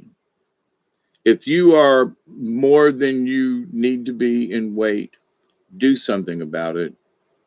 I mean, I used to weigh 250 pounds. I lost 100 pounds. I know what it's like to be heavy. I know what it's like to have that extra. And I'm here to tell you, my dear friend was very overweight. And the reason that she could not stay at home anymore was because of her size. I couldn't lift her. I couldn't help her because she was too heavy for me. And it's not about whether or not you love somebody and that they're too big or their weight or whatever. But if you have the power within you to control it, control your weight. Because if you get in a situation where you say, well, I can get around, it doesn't really matter. Because if you ever need assistance, and anybody else that be kind to them and say, listen, I love you, and you can eat anything you want to, and you can be lazy all you want to, but if you have a heart attack, none of us is going to be able to pick you up off the floor. And you go, well, what do you mean? I love you, but if something happens to you, there ain't none of us here in this room that can help you. And and so that may be tough love. And you go, it's okay. You can have a heart attack. You can eat what you want to, but understand this. You know what those folks I'm talking about that are just pushed to limits, and oh, it's my genes, I'm just big boned. No, you won't stop putting the wrong stuff in your mouth. Okay, let's be honest here. But the honesty with those people are that, listen, if something happens to you, I will not be able to help you. And if you continue to be fat and or whatever, then that's your right and that's your power, but you're going to take the power away from me, and that I ain't going to be able to help you. So what's Grayskull? The Power of Grayskull. I missed what you wrote. It was from a cartoon. He-Man is the name of the cartoon. It was like He-Man and She-Ra and those back in the day. And For the powers of Grayskull, and He-Man, Anyway, they've got those cartoons on some of these. Might even be on Roku, and I watch a lot of Tubi as well. I love some of these old movies and stuff. Uh, Tila, yeah, I love those old cartoons. I do. Oh, I love them, and it's amazing. We kind of sort of took it for granted back then as kids growing up, I guess, or maybe I wasn't paying attention, or maybe I was, and I was just like, I couldn't quite grasp it. But some of those shows really had some good plots to them, and they had really, there was science, there was big words. I mean, I was like, but this was He-Man and She-Ra. Yeah, yeah, but there's some stuff in there that's like, holy crap, you know. I'm surprised. My brother used to always watch He-Man. He-Man. Now I got it in my head. He-Man. But recently there's all these. I'll bring this up, and here this can be part of the power broker thing. I'm going to smoke another bowl, y'all. Masters. Masters of the Universe. Yeah. At some of the earlier Transformers and stuff, and is neither bird nor tree nor even frog, 'tis lonely old me, underdog.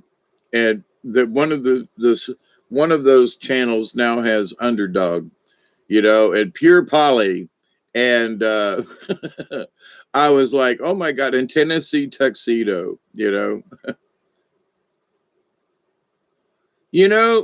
I've watched the Never Ending Story, and a lot of people, it's like their favorite.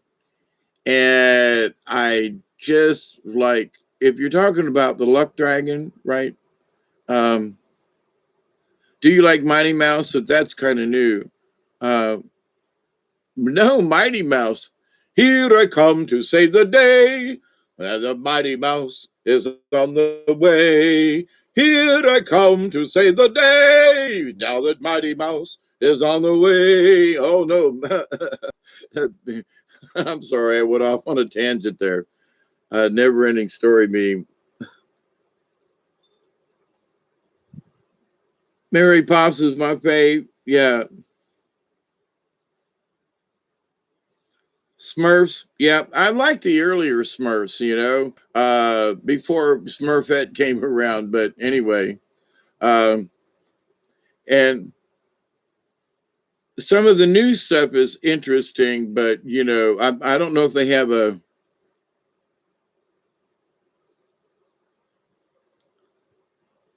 I love Seba. Sebastian. Who's Sebastian? Most Alchemist film. Mary Poppins. Oh, and Popeye. Yeah, yeah, yeah. And Wimpy. For a hamburger on, a ham. And I had a hamburger tonight. I was like looking around and what should I have, and there's a particular patty that I buy that's already made. But how you make the patty, don't care about the hamburger itself, but so olive oil and onion, fresh cut up onion underneath the hamburger. You don't over fry it. You cook it enough. And I add Worcestershire sauce and fresh crushed garlic on top, and then flip it over, and then put the garlic on the bottom and sear the garlic into the hamburger, and then lettuce. And I didn't have any tomato, but lettuce and provolone cheese, 2 slices, one on the top and one on the bottom, and mustard, heavy duty mustard with mayo on one side, and oh my goodness, make a homemade hamburger. But anyway, Lady Spitfire, how are you? Looney Tunes, yes. Oh, and it's the Animaniacs. Dun, dun, whack goes whack. Da, da, da, da, da, da, da, da, da, da, da. The Animani, totally insane. Animaniacs. Those are the facts. I'm sorry, but who the writers and also the actors who did the voice acting of those characters are just absolutely. And it's like, okay, brain, what are we going to do tomorrow? Snork. The same thing we did today, Pinky. You know, try to take over the world. Atreyu was hot when I was a young lassie. Atreyu. Wait, Atreyu. Atreyu. I remember Atreyu, but I can't remember what is it, Atreyu? From where? Oh, from the Never Ending Story. I got you. Okay.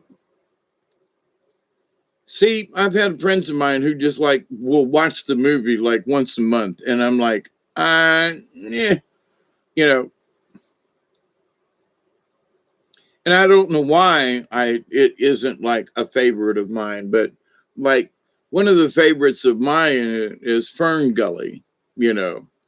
But other people are like, yeah, it was cool, but there was just something about Fern Gully. Uh,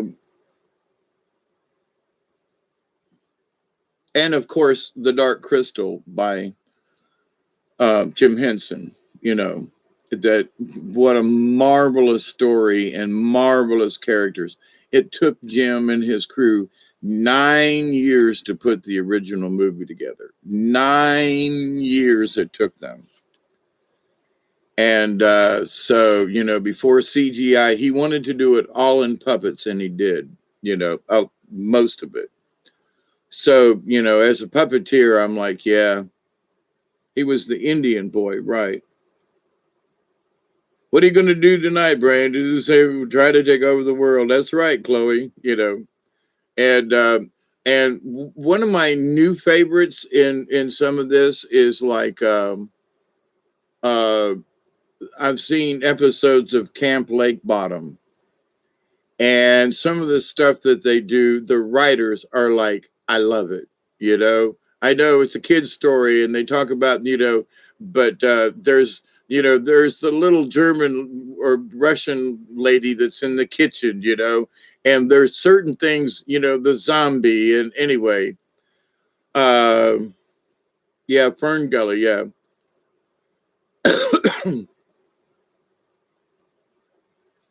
And Robin Williams was the voice of Batty in that. There was a couple of scenes where it was like, I just listening to his voice made me laugh. But anyway, but in the higher side of certain things, I've been, Rick and Morty, and I have years ago I was a fan of Futurama, and I have recently restarted watching episodes of Futurama, and some of that shit is just I had there was some of them, and I swear I'd seen every Futurama there was, but if you watch some of the cartoon things and stuff that are going in there, it's amazing the little slips of jokes that they put in, and that if you're not paying attention, you go, what? And they go, yeah. And he was like, uh, there was one of them I was listening to today during the thunderstorm was like, had something to do with one of the characters. And it's like, have you smelled his shorts? You need to it was aliens. And it was said, well, can we, well, what we want is quarters, why? Because we need new quarters for the laundromat. And they will go, we need quarters too. And they will, can we share can we share the washing? Your laundry. And they were like, yeah, well, okay, it was the compromise. And they go, well, why do you think he smelled his shorts lately, and his loincloth, and the lobster guy, he was like, yes. And there was nothing. And I was like, but if you knew the character, it was like, I was like, holy crap, and it was so, have you smelled his loincloth? It was just, yes. And then nothing in it, the scene went on. And I busted out laughing, and I was like, the amount of humor that's just stuck in there, one word, yes or no, or so. I mean, I was just like, crack me up. And it ain't about the cartoon so much as I like to listen to the stories. And I'm one of these that I love the old radio programs, right? And when I directed a show or was in a show with people, I would always tell them, the inflection of your voice is very important. How you tell the story, you just don't tell it in a monotone. You bring the words to life with your voice. And so I've coached several people over the years in the voice thingy, right? And also, and as a director, I was like, no, no, no, you don't say it like that. Say it like this. Well, I want to say, listen, I'm the director. I'm here to tell you, if you say this line like this. So there was a line in one of the plays, and it was something like, um, it's the line about, first, we practiced to deceive or something. Anyway, I can't remember the line now, but she wouldn't, this wonderful young actress, she wasn't getting the laugh. And so I said, I've been telling you, you're not giving the line right. I said, it's a funny line. But people are going, but you got to deliver it. And Bob's Burgers isn't really as high on my list either, Barry. And I don't know why. I watched it and I go, yeah, but it's okay. But um, yeah, the Dark Crystal is absolutely awesome, and his son and the Henson crew have put together on Netflix that series of the Dark Crystal, and it follows the main movie. It just breaks it down into episodes. If you haven't watched it on Netflix, it is absolutely phenomenal. The puppeteers, the way they videotape it, the way they film it, and I'm just, having been a puppeteer, and I guess I still am in a way, because I ain't dead yet. The idea, though, that how these people bring these characters to life and give the life meaning, and the characters, it's not just the puppet, it's their voices and how they bring the character to life. I, you know, Cartoons, okay, but when the Henson guys and the Muppets, and back in the day, it's time to put on makeup. It's time to light the lights. It's time to start the music for the Muppet Show tonight. Bum bum bum bum ba dum bum bum bum bum bum bum bum. Anyway, I'm in a Broadway show. I'm just wild about Harry, and Harry's wild about me.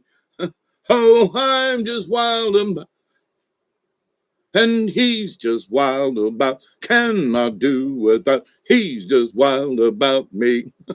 Of the Dumb Buzzard, Droopy the dog, yes, yes, yes, yes, and Quickstraw McGraw, you know, hey, Quickstraw, hey, Bubba Louie, are you all? That's right, Quickstraw McGraw and Snagglepuss, exit, stage left, all those old cartoons. But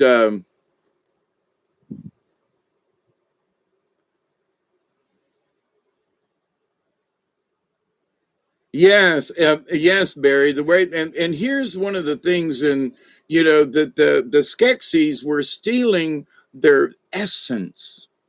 Ah, the essence. The essence of the. I can't remember the little, but they're stealing the essence.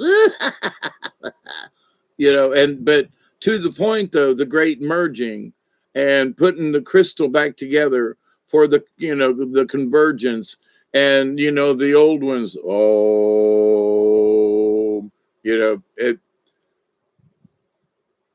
Henson was ahead of his time in a lot of stuff.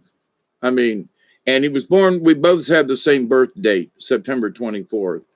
And I didn't find out until after he was dead that I had the same birth date. It was interesting. And but that I was a puppeteer when I was a kid, doing puppets out the back, basement window up in Ohio when I was a kid. So storyteller, puppeteer, communicator, and here I am in my old age talking about some of these things. But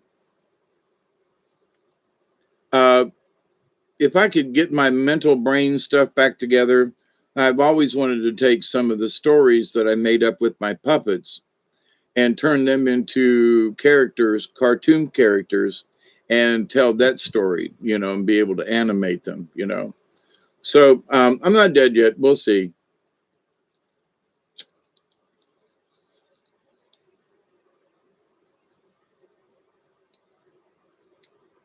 Hey, ladies, Spitfire, there is a movie about a metal giant. That's all I remember, except was being sad and I cried.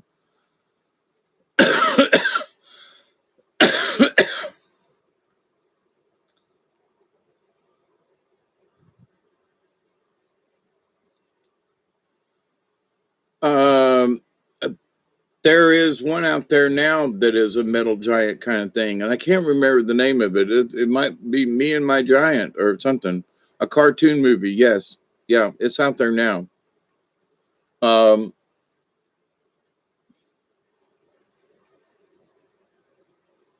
and hey, Estee, how you doing? See, now I stayed here just for you because I was like, well, it's been 2 hours. It's about time to, I just loaded this bowl an hour ago, and it's time to have another smoke and light that cigarette that's rolling around here that I've been threatening on. But we're here to hang out with you, and see, we hold a power between us, in that we certain people are not just drawn to me, but to y'all. So it's just amazing to sit, and I have thought about this. I mentioned it before.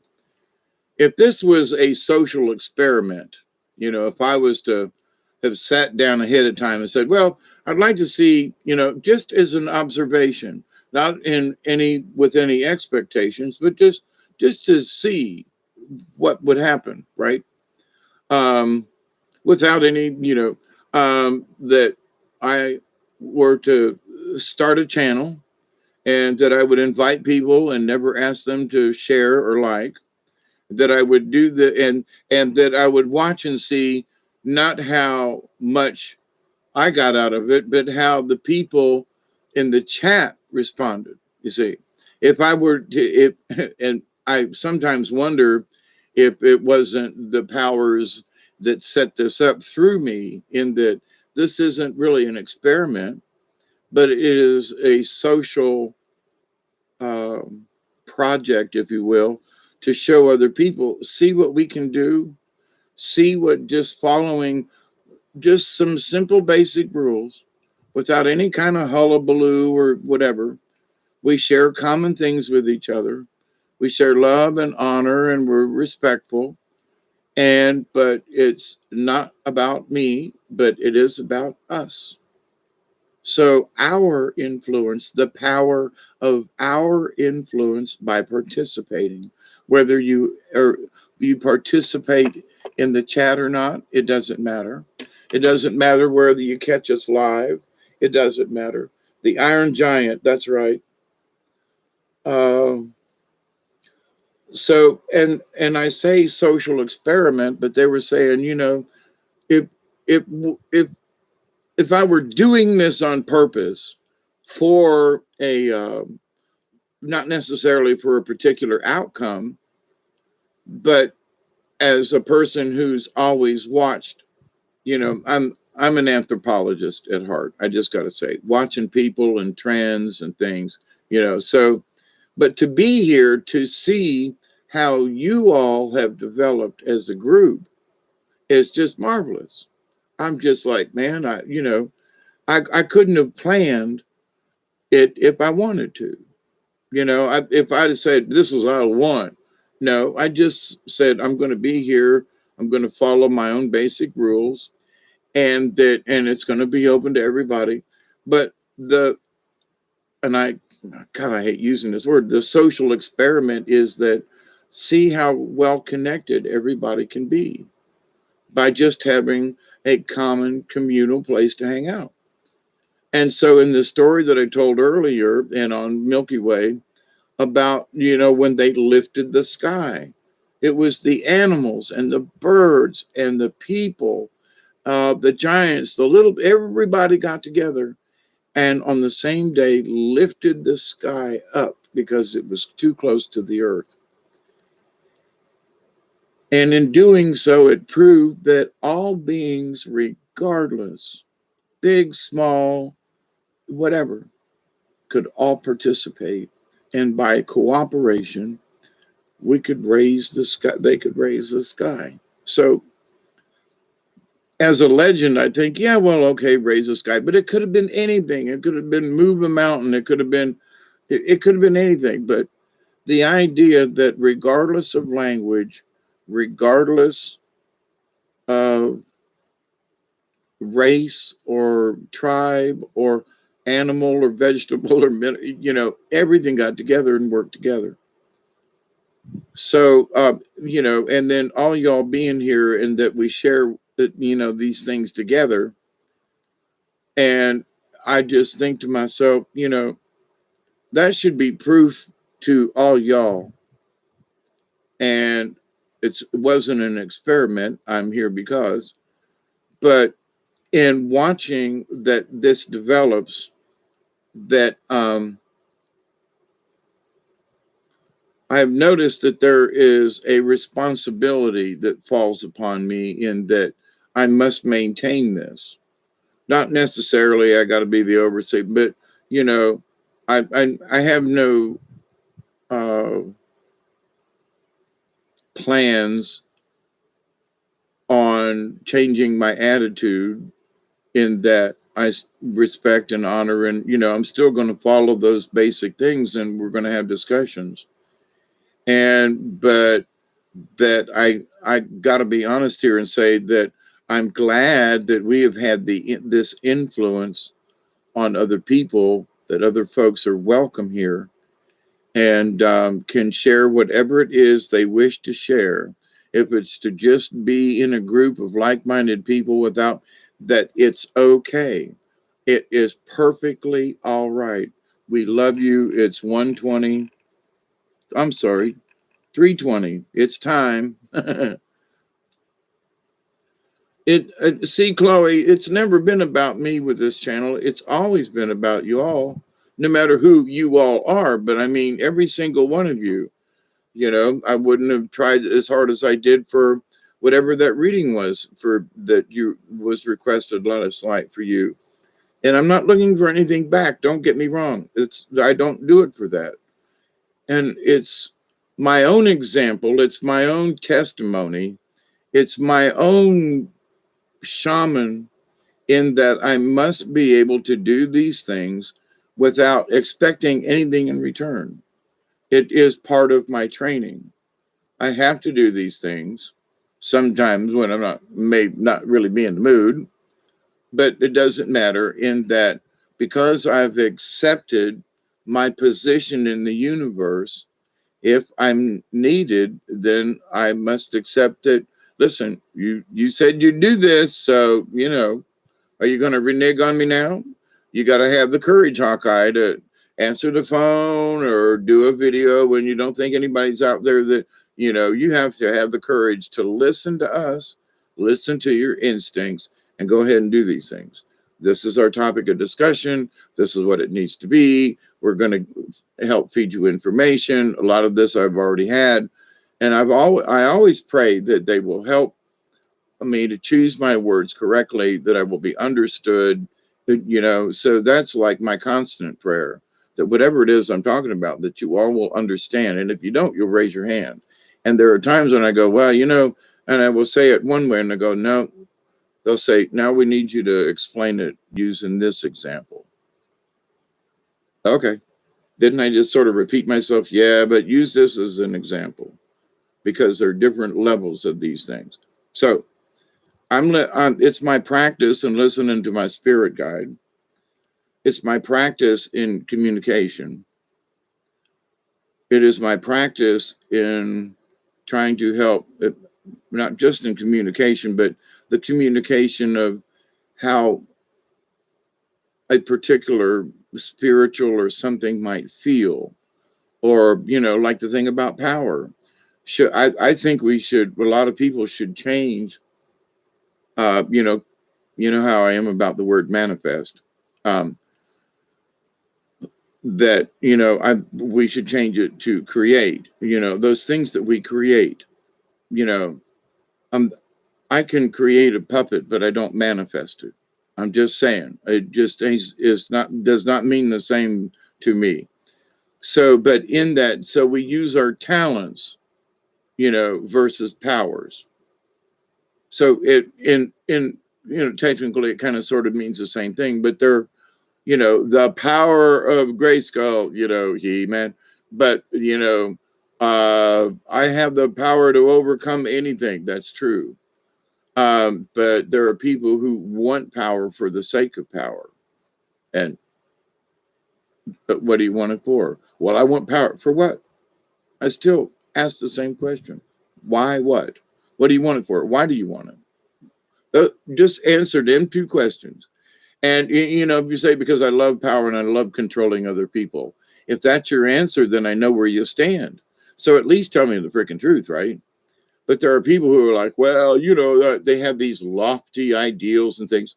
Not to say that they're wrong, but there are sometimes where, in their discussing of this, actually what they want is they want a lot of people to look at them.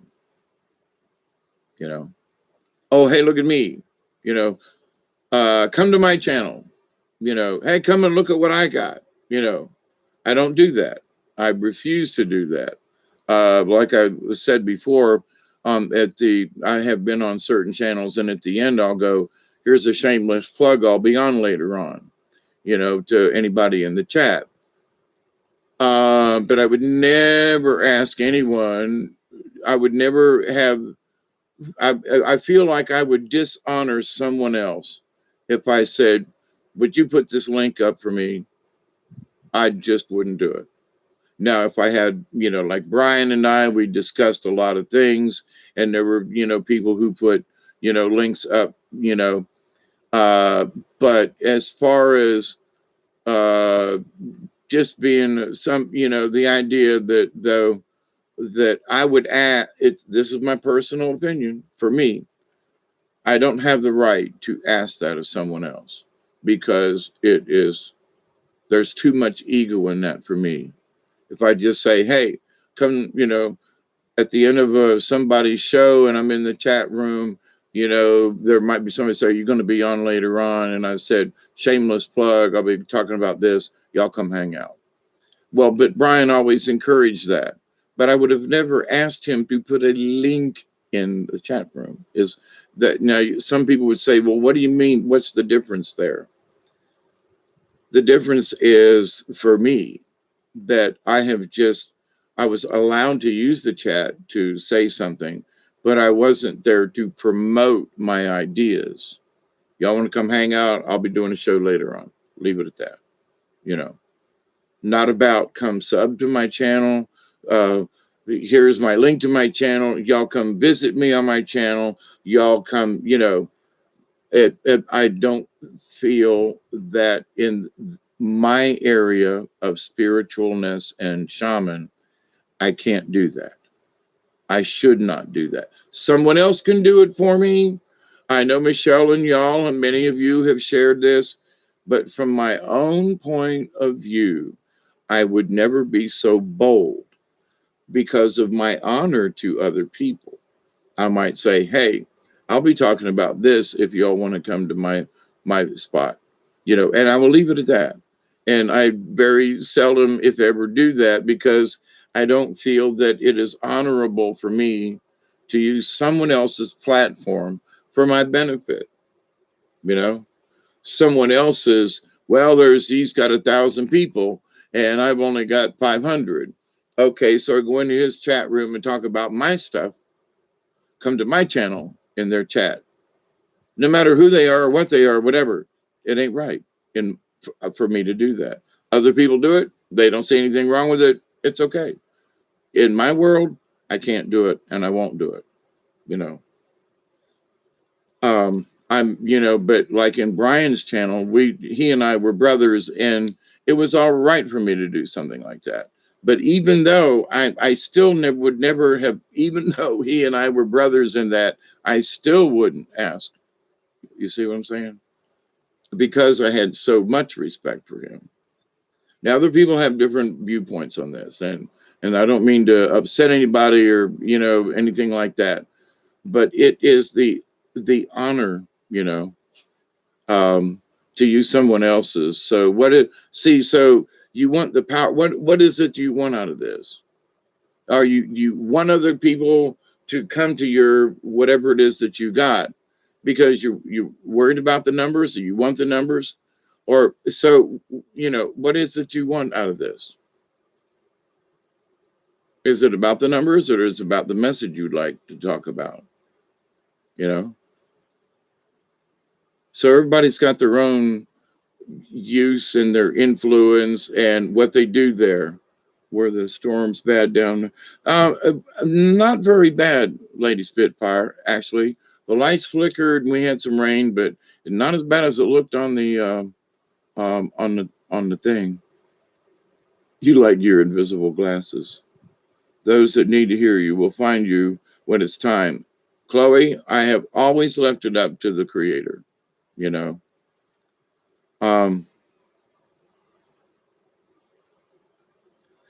Hey, Ian, how are you? No, I'm not trying to beat anybody up on this, I swear. But I've seen other people use, other people for their platform. And I just don't in the realm of stuff, um, it ain't right in my world, you know. For other people, they get well, I'm just promoting my show. Okay, I know, you know.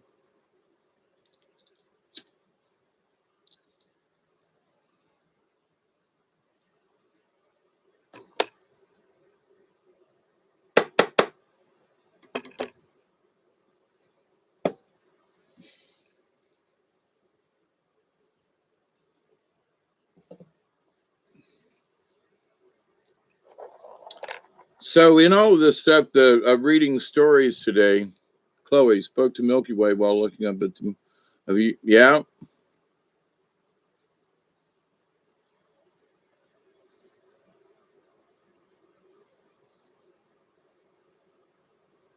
Lady Spitfire, you're north of Atlanta, aren't you? I'm going to be coming through.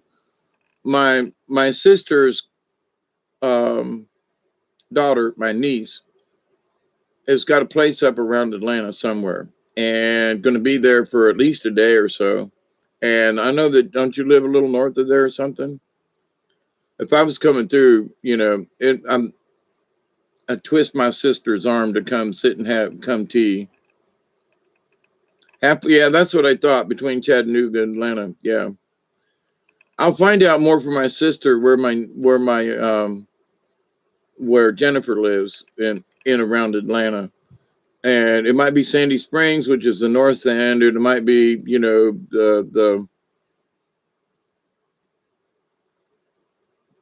Stone Mountain side. I can't remember.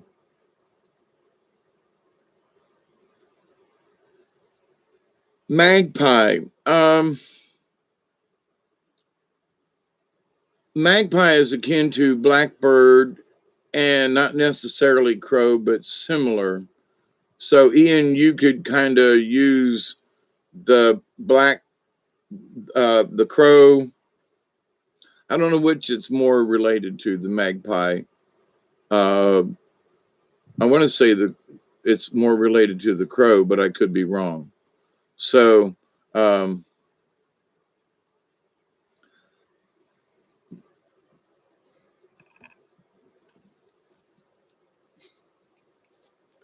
But anyway, yep.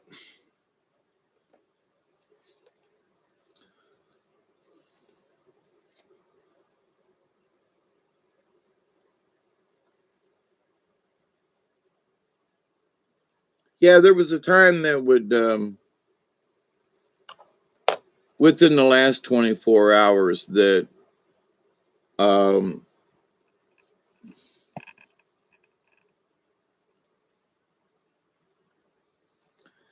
Brian has passed my way.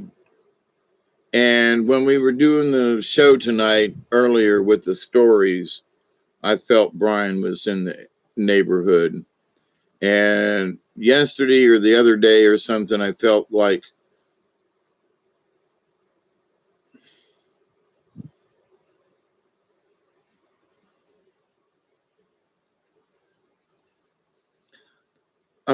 Brian was sitting on the shoulder here, which is also the same side that I hear my spirit guides with. And sort of like, yep, I'm backing you up on this. Yep. And not that I felt like I needed to be backed up. I didn't ask to be backed up. I didn't ask for any presence, but I knew he was in the room.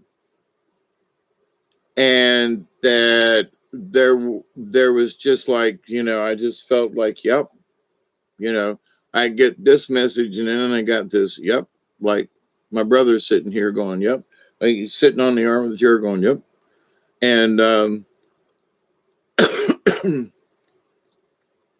so at times when it's not that I'm not, I don't feel confident in that I'm telling the truth about something. But then there are times when it's like having somebody that you really trust sitting next to you going, yeah, it just helps bolster the fact that, all right, I feel that this really is the truth. I don't, not only do I feel it, but I got a buddy of mine sitting here going, yep, I'm going to back you on this. And there have been times when I've not ever said anything about when I'm doing the cards or something like that, or the message that seems to be woven into the cards, that it seems like, Brian's sitting right here with me.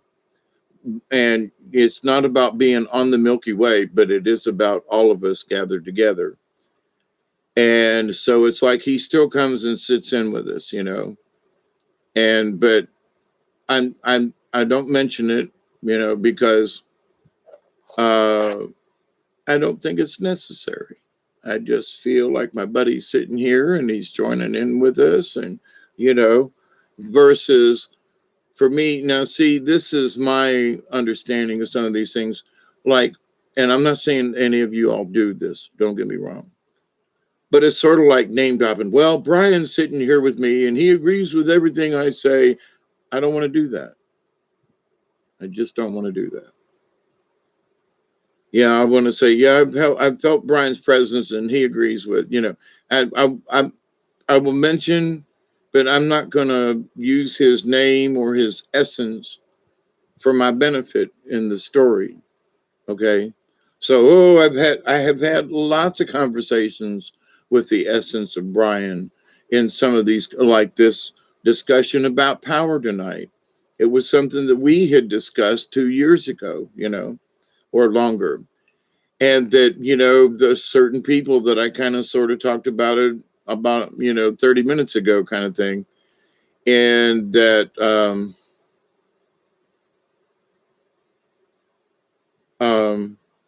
we felt that there were certain people with large crowds and so forth were, misleading people who were seriously looking for,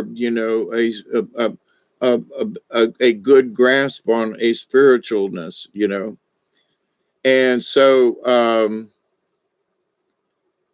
in that vein, that we wanted to put our trust in those things that the ancients taught, and that was common with, using these things that not just Native Americans but Native peoples.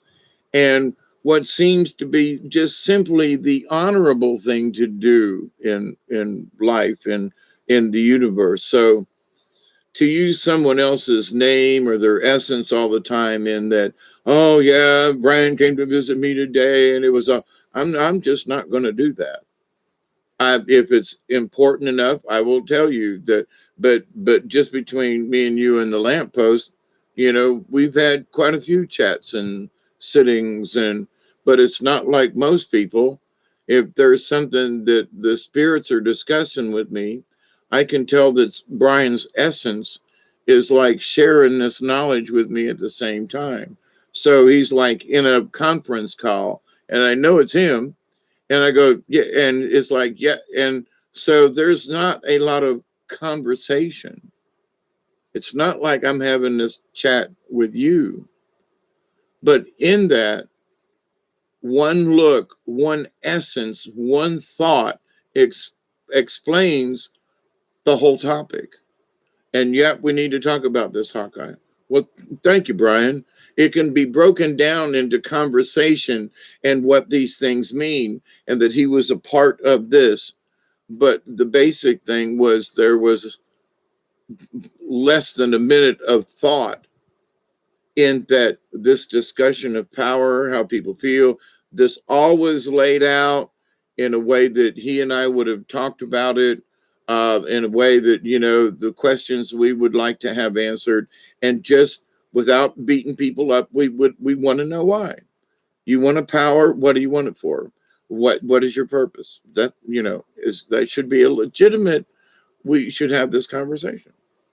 So, but whether or not I sat for hours with Brian, that moment in time that I spent with him stayed with me the whole day, because the conversation would unfold over the day's time of picking berries or doing this or, so, but his essence remained with that conversation. Hey, Gaza. 3:39 here at the moment, Gaza, Eastern Daylight Time. PM, AM. Yeah, right. You're on the other side of the planet, down under, right? It's always good to see y'all. But anyway, so, and I don't mean to put anybody else down. This is not about somebody else. This is about me explaining how my essence, and I know that it's Brian in this conversation. Uh, and but does he have to be present with me all the time? Do I have to have word exchange with Brian? The answer is no. It's it's a thought, but it includes, a day's worth of conversation in one thought, a shared thought. So, in understanding the universe, you can say, well, I'm conversing with the spirits and and I sit and chat as well. And I mean literally chat. But there are times when a thought comes by, one single thought that might literally be less than 5 seconds long in time, fills up a week's worth of thought-provoking conversation with the self. Like, what about this idea of power? The power of suggestion. Well, what do you want to suggest? So, my brain, I want to tear these things into little pieces, much like Mouse does, in that, in the understanding of it. So, and not to be, condescending to anybody, but, you know, everybody has these little different underlying little things about every little thing. That's okay. But in your own mind and in your own world, if you're trying to do good, are you really? And that's just a question you should always be asking. When I'm many times much too self-critical about doing these videos and cards, when the spirits say, Dave, just go do it, turn on the damn thing, and wait till after the storm tonight and get back on like I did. That's why I'm here. And I just accepted, I'm here because that's part of what I should be doing. And I was bored and otherwise too. And anyway, but and I love y'all. That's but there are things and times that when the spirits move me to have these conversations, that it's time. Like when I did that video yesterday, was it about when it's time? It's time. That's it. That it just is. We had rain tonight, and tomorrow I bet you there's still a bunch of mulberries on the tree. And the blueberries that I was picking earlier today, OMG, they are delicious. They're small, but they're really good. Oh my goodness. And after the rain, the ones that they'll fatten up better. And it's supposed to be cool for the next day or so. So, all these wonderful blueberry bushes and trees that I found on my property that I had no idea I had so many.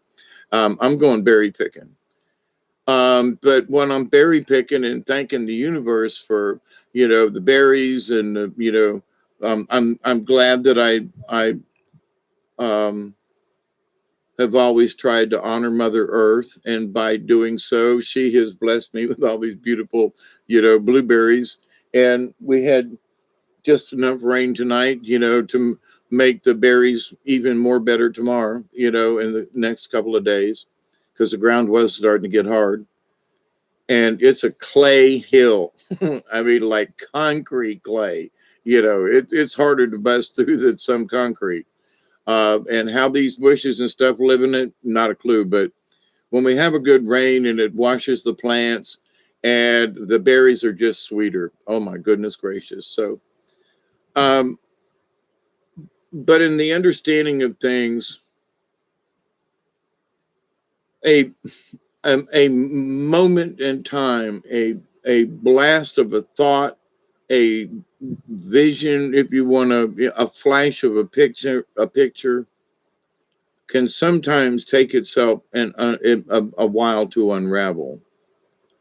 So we have to, as shamans in training. Now, not everybody needs to do it. This is, this is my job. This is my role. This is my responsibility that I accepted.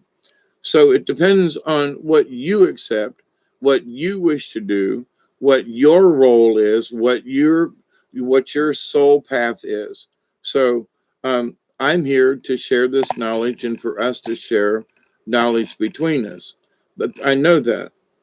And so that's accepted. And for some reason here recently, it's been important that certain things be discussed, like power and people's use of power, and your use possibly of the word power, and to be empowered. Well, I'm the goddess spirit, I'm going to be empowered. Okay, so but what does that mean? What do you mean by that? And I'm not trying, I don't mean this in a critical way, but honestly, what do you mean by it?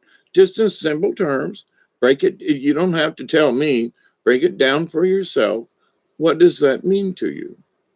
And for me, that lesson is, if I am the humble being that I wish to be, then if I use my powers of influence in a particular way, you see what I'm saying? So I'm always humble in that I ask to be humble. I ask for them to, smack me if I'm getting out of hand. But in that, we must present these things and say, okay, your intent may be perfectly fine, but you should always look at it and say, has my intent changed? Because there are subtle changes along the way that happen to people, with people, around people. It just, because there are other entities and people in the universe, things change. Not to say you have done anything differently or whatever, but you should always look back over, just to, as a director and an actor in many different plays, always, it wasn't that you critiqued yourself after a show. I would look back over the lines that I did and how I may have stood or said a line, or and a certain reaction from the audience, whether they laughed at this line or not at that one, lots of different things. So from night to night, it's never the same. So where you expect people to laugh, they don't. And at the dumb things, they're rolling in the aisles. So you learn after a while to just give every line its best shot. And sometimes it's a look with the line. And it's the combination of the two. And the influence of you as the actor upon the words of the play, and upon the influence of your inflection of the words. So you have control. For me, I loved it because I could, modify things. I could tell the same story and use a little bit different twist here and there and see how people would react or not react, whether it was funny or not funny. And so a little bit of tweaking here and there, and I don't mean much, but I'm talking about that little bit of tweaking can just make little kids to sweat their pants, kind of thing, and old folks to guffaw. All right, that's the influence. So, but as we gain our talents, quote, powers, how are we using them? You know, and we should always use self-restraint if our this is all about whether your intent is like mine, in that your intent is pure. So you want to make somebody laugh, you find something funny and you raise your voice and you ha ha ha. But if you're going to be solemn, then you change your voice, you get quiet, you're more serious. I mean, so all of these things affect people and affect the point you want to make. So in these talents, there is that, quote, the power of the influence of how you want to use it. So do I want to talk about this subject and I want to be light and cheerful? Or do I want to be solemn and be like this and blah, blah, blah, blah, Okay. Simple ways to use your influence and that power. Now, but here's the thing. Is it lost? Or do you just find that it's not necessary at this time, for you to use that, quote, talent or power? Now, I've noticed that in this, that I used to do on stage and in front of audiences and be an MC and do puppet shows and all these things, simply because I loved it. And that's why I think I got along so well with the audience. Most of the time I didn't even get paid. It was just for the sheer joy of doing it and, making people laugh. And, I have a good time. So, but in that, I lost that connection with people. I lost power at the end of Milky Ways and Scotty, but I had my own phone just charged while sleeping.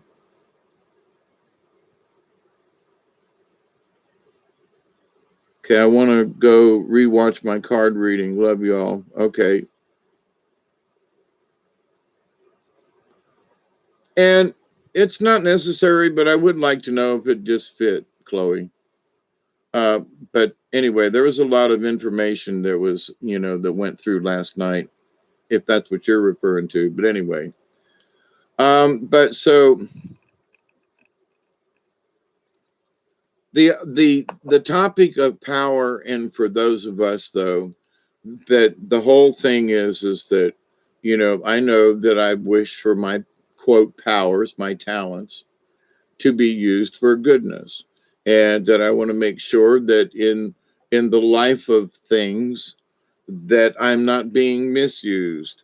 The spirits aren't telling me a bunch of crap, and that I'm misleading anybody down any particular path they might want to not go to or do or what. Anyway, hey, Batul, good to see you. It's always good to see y'all. It is.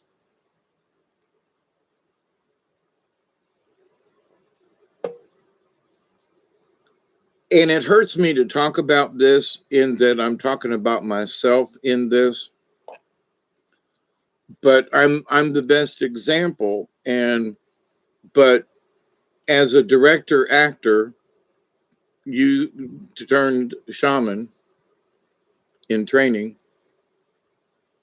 seeing this my own transformation, like a snake shedding its skin, and also much like a butterfly, in that what stage are you in? And I've noticed that I have become a butterfly a couple of times, but in this life I have been reincarnated because of, a project or a thing. And it's like, so I had to go become an egg, and then I had to become the larva, and then I had to go into the cocoon stage. And in a way, sort of, I'm emerging as the butterfly because they stayed within a cocoon, and I went through different stages. Now, not that I feel like I've broken loose and opened up, but in a sort of way, only from the standpoint of the shaman in training, okay? In that I can see where seeds were planted. I became the caterpillar.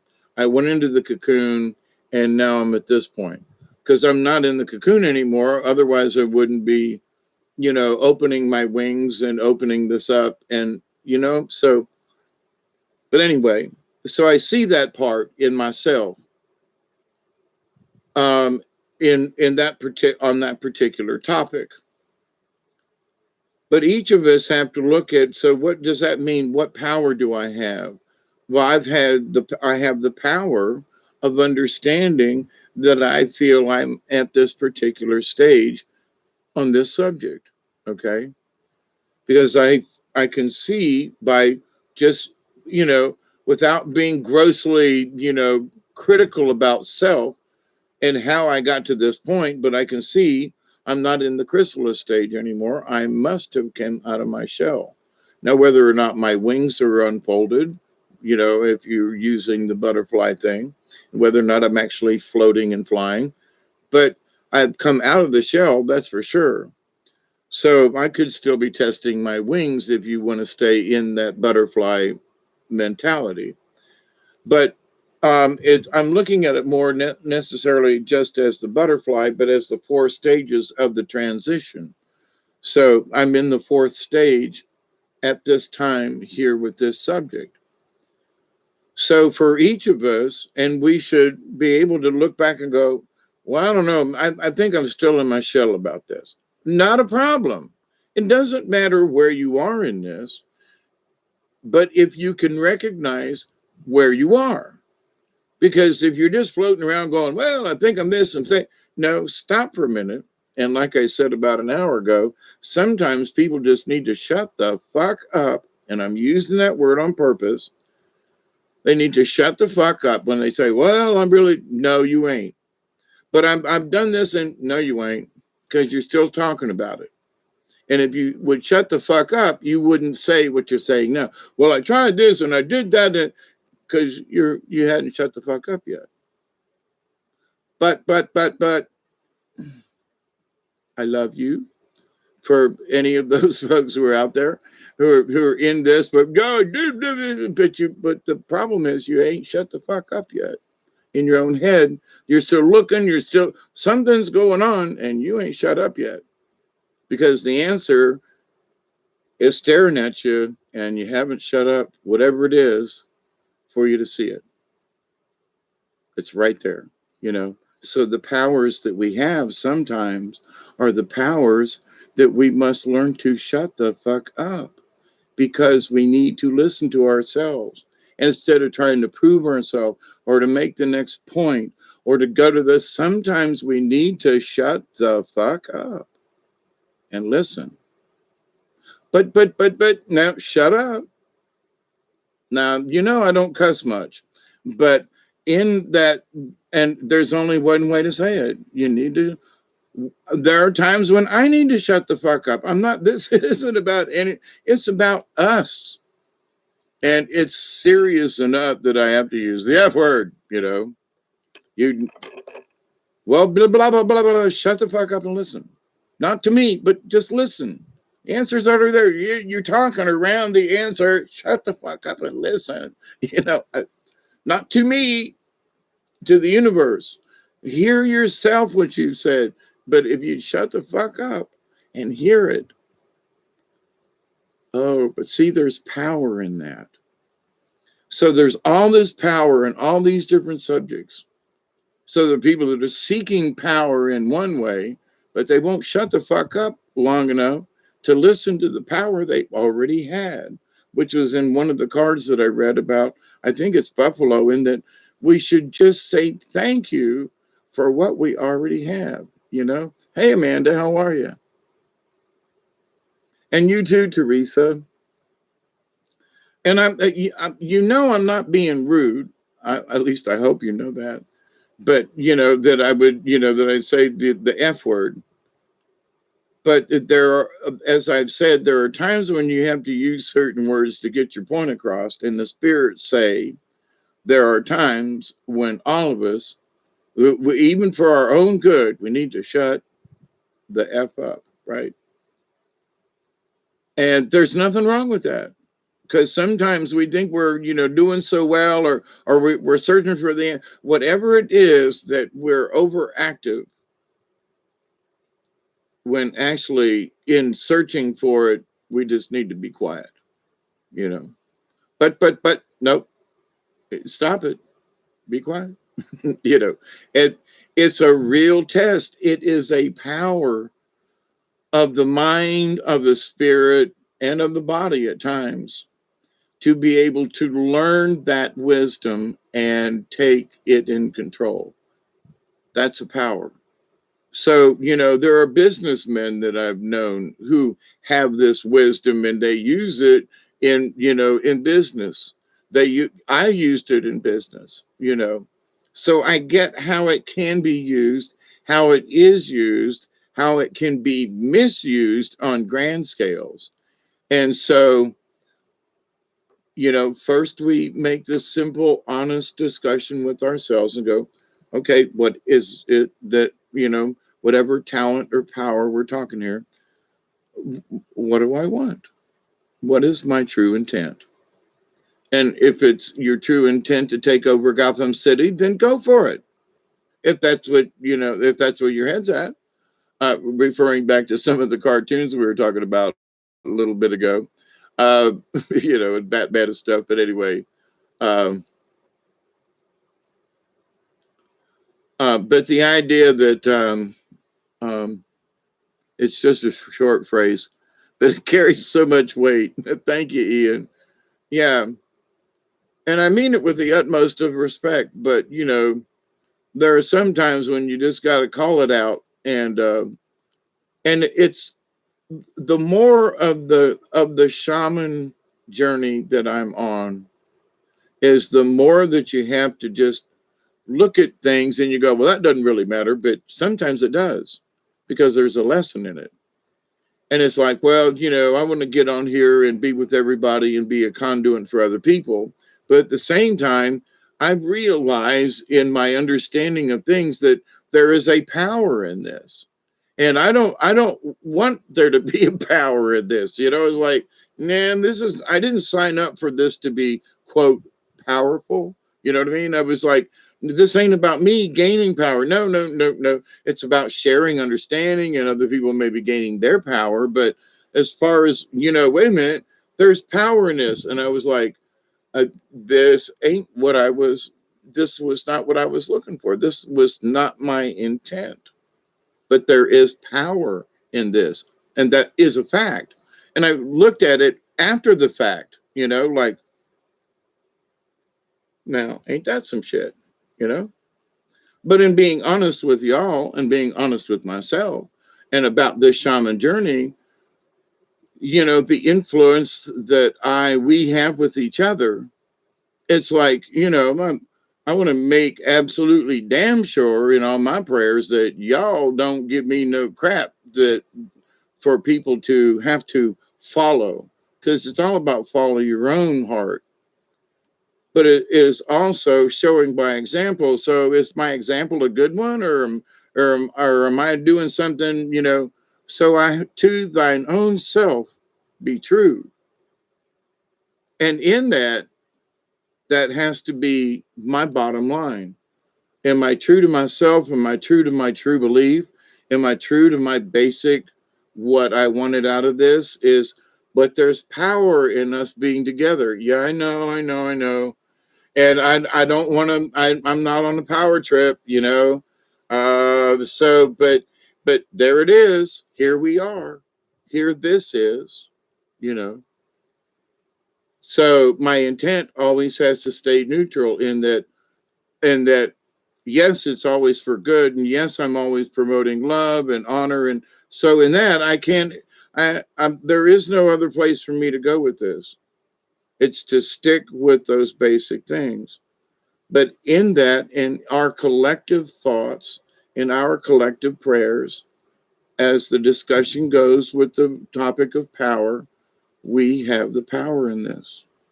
So, what is our intent? What do we wish to do with this? How do we wish to promote this? Do we promote this for our own selfish interest? I'm selfish in that I want to help people. That's selfish. I want other people to benefit from that, from whatever happens here. That's selfish because it's what I want, right? Now, my selfish intent may be a good intent, but at the same point, to be honest, it's selfish. Yeah, okay, I want to hang out with y'all. And I was bored earlier and didn't really want to watch a movie, and it was raining, and the dog was in, you know. And so here I am. But at the same time, the topic was up for discussion. Brian like I said earlier, Brian and I had an essence meeting, and that, you know, it was one of those times. This is one of these subjects that needs to be discussed among friends, and an honest look at all the 500 plus people now that have subscribed to this channel. And I'm so grateful and grateful and humbled. But and then, you know, YouTube sends me a thing, goes dum da da dum, you won this, you know, imaginary prize. But I looked at it and thought, but there's power in that. They want me to use that 500, you know, subscribers to gain more subscribers and to sell myself and to sell the channel and tips to bring in more subscribers. And I'm like, y'all know I ain't into that, none of that. So, but it happens on its own or it doesn't, right? That's my goal. That's my point of view. So, but you know, I have somehow won a prize. And back to this, I didn't ask for it, but quote, there's power in these events. I'm sharing this with you in all honesty because there's no other way for me to be. So it's like I still have no intent of any kind to quote, use this power. I'm just stating the fact that I see it. I understand the potential for whatever reason is there. And I'm, in all of my honesty, I have to make other people aware. You see, other people can have this camaraderie and everybody, but they will use it for their own intent. And because my intent is just to share knowledge with y'all, that power is just kind of sort of sitting there because I'm not using it to influence you. I'm not trying to persuade you. I'm not trying to convince you. I am trying to get you to think and find that answer for yourself. But in doing so, that in and of itself creates its own um, mass, its own energy. It's our own collective, however you want to put it, okay? But we are members of the League of Like-Minded Beings. And so when we get together and have these conversations, it's as simple as that. But there's power in the collective, you see. There's power in our energy. And I want you all to know that I realize it, that I see it, quote, its potential.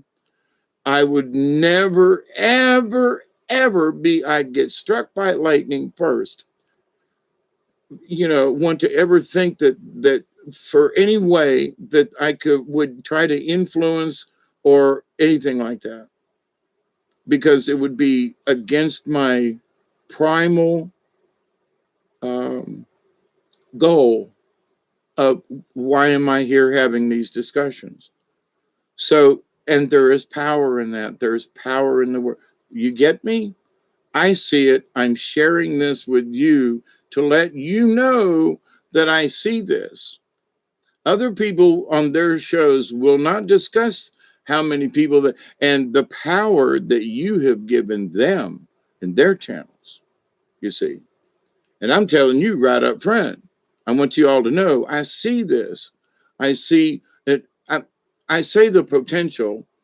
Anytime there is a group of folks with energy, there is a potential. Okay. So I'm not saying that there is a potential for me to do something, but that's not my point. There is a potential in all things. You know, if there's a tree out there and if there's lightning in the area, there is a potential for a strike. Doesn't mean it is, but there is the potential. So, but the understanding of this, God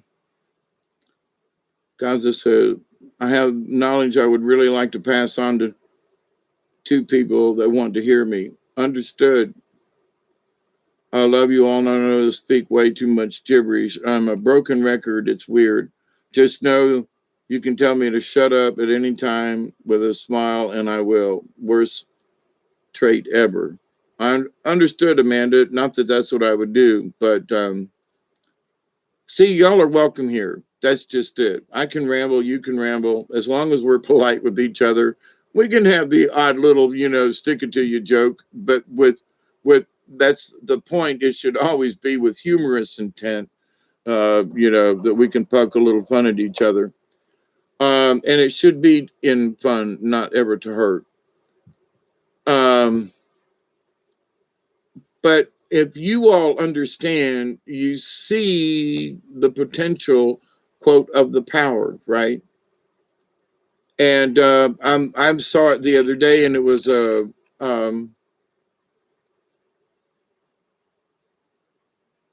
most of us aren't into that.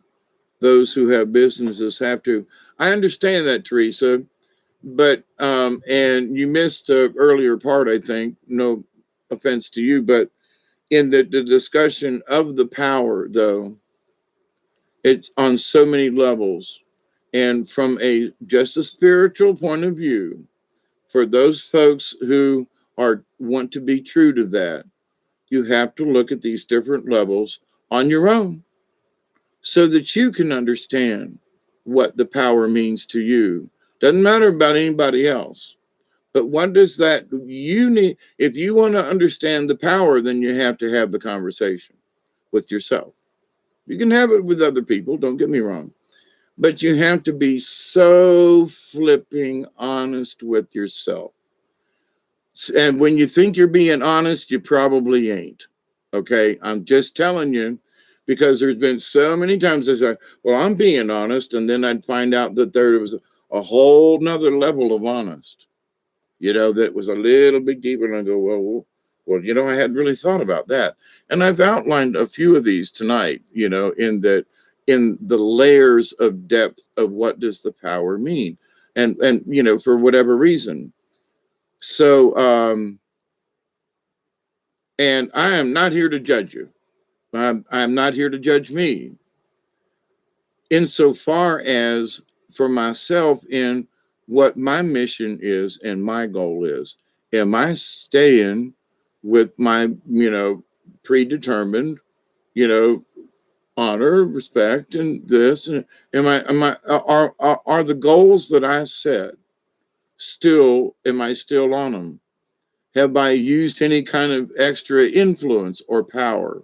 You see what I'm saying? So for me, as a shaman in training, and it's up to you all whether or not this is part of yours, okay? I have to always look and be honest and humble and go, okay, now I'm probably have pissed a couple of people off, but I had to be honest about a couple of things. But I love everybody, and sometimes we have to talk about hard things, and people need to hear some of these things. And the discussion about power, because everybody's searching for it. Every single one of you out there are searching for the power of the universe. You are. So just be honest, but what do you want it for? That's all. And it could be a simple, I want the power of understanding more of the universe. I want that power. There's nothing wrong with that. I want the power to be able to understand Mother Earth better. There ain't nothing wrong with that. I want the power of intuitiveness, so that I may be able to not read people, but to be able to see people as they are, or to be able to understand in a better way. So it's up to you what that is. But if you're on any kind of true, honest to goodness spiritual journey, then all of these things are important. Everything that I've talked about here in this is important in that you must sit down with yourself and go through every single step that I've talked about here this morning. It's not my rule, and I'm not trying to tell you what to do. I'm not. But if you're going to be honest with yourself, you must do it, because there's no other way for you to truly understand it. If you want the wisdom of it, then you must, shut the fuck up, and you must go into it and go, well, wait a minute. What is my intent? Well, my intent is shut up.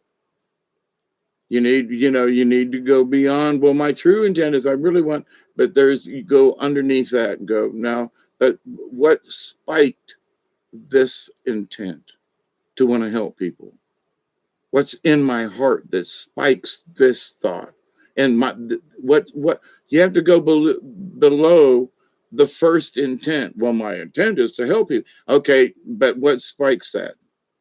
Well, but who cares? But that's where you need to go. You need to go in that depth, and you just need to ask the question. It's not that you're being tested, but if you want to truly understand your own wisdom, then you must go in there and ask yourself. And it's not about being critical. You just go, well, this true intent. Well, as a kid, I grew up and I always wanted to be this. Okay, so there is something internal in me as Hawkeye. There's something internal to me that I was literally born with on this mission. I knew at 3 and 4 years old I was going to be a hermit, live on the river in the woods, right? Know this. Not everybody has it. Not everybody has anywhere close to whatever spiritual journey or shaman or whatever. It's your decision. So, you're not competing in this, except maybe with yourself, in that what you said you wanted is actually what you wanted for the reasons that you said you wanted it. Now, those reasons can change and they fluctuate. But are you staying true to yourself? And in being humble and in honoring honoring yourself and those ancients who came before you, but anyone that you are going to come in contact, are you going to honor them because you're going to make sure that you're sure about what you feel? Does that make sense? If I wasn't sure about what I was talking about, I would dishonor you by coming on here and chattering about something that I have not had serious conversations with myself and spirit. Now, there are times when I say, well, this has kind of been floating around, blah, blah, blah, blah, blah. But this topic tonight, and has been some others, and, it's not a comparison, but it's your own. Am I still on the journey that I said I was on? Are the reasons that I said I was going to do this, are they still my base? Well, love is the key. Okay. And the love is in the heart. Yeah, okay. Now shut the fuck up and go listen to yourself. What? But yeah, I know you got love in your heart. Yeah, okay. And you got, yeah, all right. Now shut the fuck up and go in there. But why do you have love in your heart? What is promoting that? And that's not being rude, but if you want to move further along in this and gain the wisdom of what you already know, go underneath it. It's not about being criticized. It's not criticizing yourself. You're not looking for demons. You're asking the question, Okay, I said this was my reason. Am I sure? And ask, well, my reason is this, but what drives this? Well, is it from birth? Is it something I feel that I'm born with? Are it doesn't, the answer is going, when you go that into depth with certain things like mouse, I guess, is that you want to scrutinize it so that you will grow from it. Well, I just feel this in my heart. Okay, so then go shut up and listen to your heart. What does your heart just tell you? Don't ask it a bunch of questions. Just say, okay, heart, this is my, basic thing. How do we feel about this? Tell me true, and I'm going to shut up and listen to you. And blah, blah, and there's no preconceptions, there's no anything. So, but every one of these discussions that I'm having with you now, you go into each one of these little areas and you go, well, this is how I feel about this. Okay. But then what makes you feel like you should feel this way? Oh, come on, Hawkeye, that's stupid. No, it ain't. It really isn't, because that's understanding the whole. And so if you're really convinced of your convictions, then be convinced. Don't just go, well, I really believe this, and blah blah blah, and such said, but do you really, honest to God, believe it? Then why you keep saying it, or why you keep repeating certain things, or why does this have to go? Are you not watching your own behavior here? Are you paying attention to what you're doing? And your influence. Do you really get it? And you got to stop and ask the question. So in my self-reflections, every time I get done with a video or whatever, I have to sit back and look up to the sky and ask my spirits and ask myself through the spirit realm, okay, what just happened here? What did my point get across? Um, did I and there are times when I hope I've confused some people into stopping and going, what the fuck did he just mean by that? There was this whole thing of, what the hell did he mean by that? Because those things that I have encountered in life that make me stop and think are the things that brought me further along in my journey. And it just is, that's part of to me, that's just part of it. Hey, Delaney again. Wouldn't it be nice if we were sitting around a campfire listening to Hawkeye? You know, I'm told, I don't know, guys, if you were here before, but that's when I sit around and have these conversations with you. I feel sometimes that because I am down here in the woods and everything, that is a campfire setting. I got a great shut the fuck up video of me snapping on my old neighbors who tried to kill me. Oh, damn, Delaney.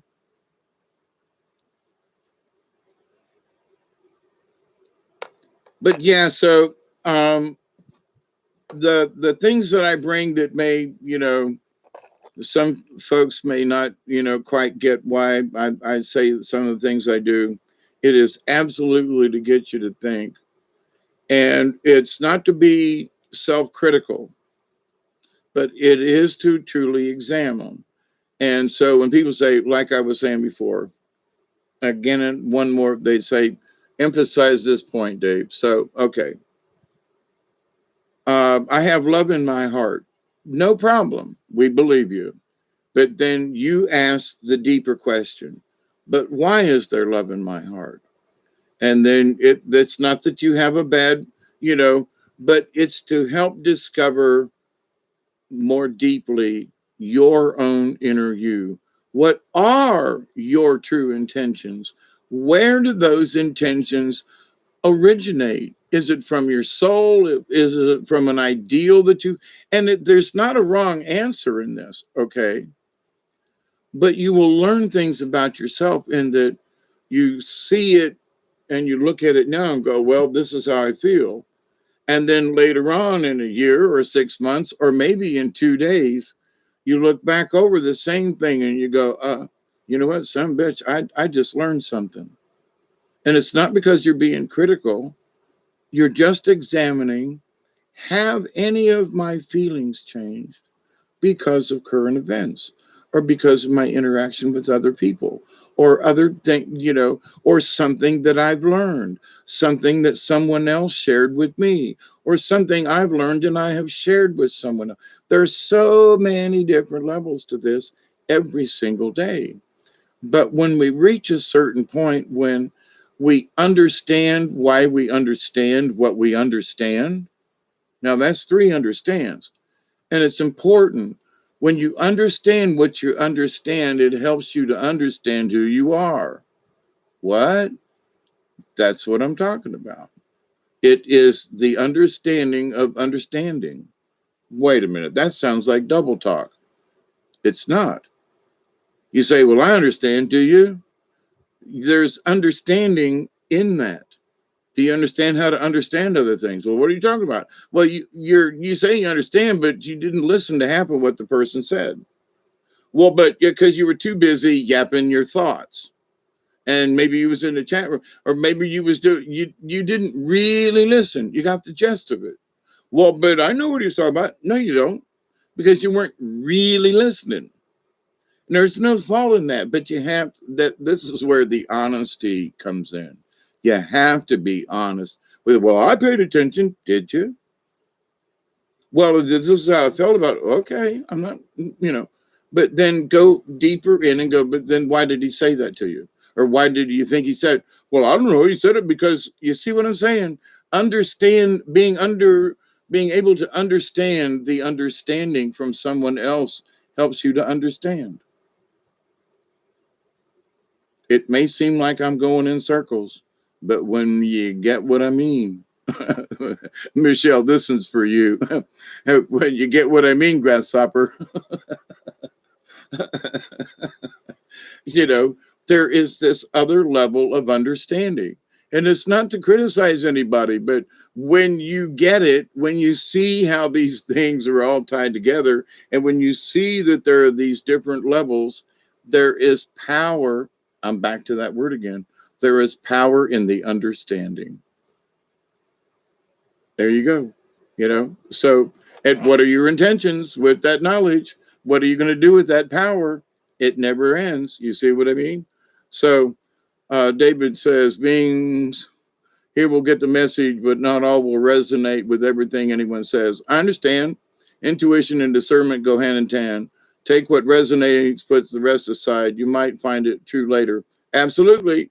I find things true later on all the time. There are a lot of times I don't get what they want me, but I see the picture and go, okay, all right, I see it, but I don't quite get it at the moment. So, but I agree. And some of the stuff that I talk about, it goes in a philosophical, never ending spiral of things if you allow it to.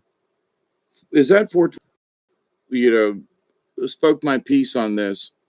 But in all of the things that I would wish for all of you all, if I could, quote, use my power of influence, is to just consider your actions and what, if there is a power attached to it, just consider it in your daily stuff, and then also your relationship to it, just as your own observation, your own social experiment, your own understanding of yourself and of the understanding.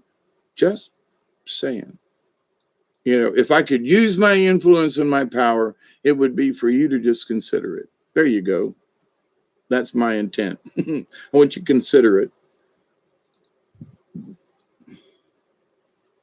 Its uses and ramifications.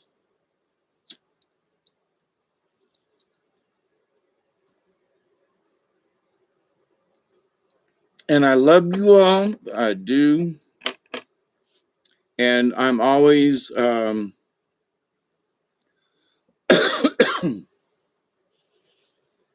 see, whatever is true to you is true to you. But for me, 10 years ago, what was true to me, there are basics that are still true, that are true when I was 3 years old. But there are other things that have altered because of time, situations, and my own understanding of understanding things. So they haven't drastically changed. Some things have altered drastically in that I didn't know that there was this sub level of understanding to some of these things, and that by being able to go below, not in search of anything wrong, but to just dive deeper into what my true intent on certain things were, and how far and where, how far back does it go? Does it go back to a spark of my soul that is the love that is in my heart that I wish to project? And that's just an interesting, like, that's where this love comes from. There's a spark in my soul. And if you could take that journey and it enlighten you and you feel it, then what a lesson, and what, quote, a talent and a power that is for you yourself. It's not going to do me any good, but it's going to do you a lot, you know. So this isn't about my gaining knowledge or power from you. It's the sharing of, not the power, but the knowledge. And again, but there's power in that. So you see, it's all tied up, it's all tied together. So my always positive intent with everybody is that, look at it like this. And the wisdom of this understanding and going into these different depths. And like I said, it's not about criticizing, it's about your true understanding. Well, why do I play baseball? I mean, this is a stupid one, but well, I play baseball. Well, why? Well, it's good exercise. Well, I like the game. Okay, it's not that you're wrong to like baseball. That's not the point of the exercise. It's that you like baseball. Why? Is it because of being outdoors? Is it the game? And there isn't a true answer except to yourself. So why do I like baseball? Well, I don't know. They're like this or that, and I like the game, and there's something about the statistics, whatever it is. But take the journey, and it isn't about being right or wrong, or if you're trying to, impress someone. Not the issue. It takes you on the journey of more deeper understanding of things, and it's wonderful. Take Because there are all kind of journeys you can go on, especially if you get bored.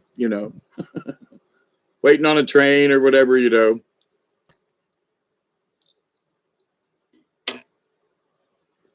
There are those who get confused about this. They don't get um,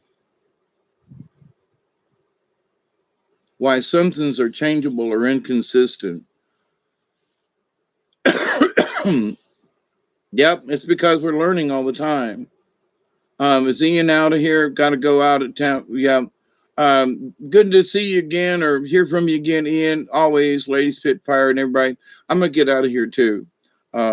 It's 4:31 in the a.m. time, and I wanted to get back on after I was kind of all fired up with the stories with Robert V tonight, and I just really felt like the stories had some meaning. And anyway, um, and maybe it's me putting the meaning into the stories with my telling of the stories, or the reading of them. But anyway, um, this thing about power, though, this topic just needs to come out. And so be aware of how other people use it, be aware of yourself. And if you can, change the word from power to talent, change the word of manifest to create, because it's more true to what we're doing. We are creating things all the time. We're not necessarily manifesting them. So, but stay creative, stay in the power, stay with your talents. And if you improve the talents you have, you will increase and you will gain other talents, quote, powers. It's just there. So, but for those people who wish to gain powers for whatever, it's almost like some folks. It's almost like they say, "Well, I want to learn how to do this." Yeah. sort of like Pinky in the Brain, to take over the world. What are we going to do tomorrow, your brain? The same thing we did today, try to take over the world. But that's from 2 hours ago in our conversation here.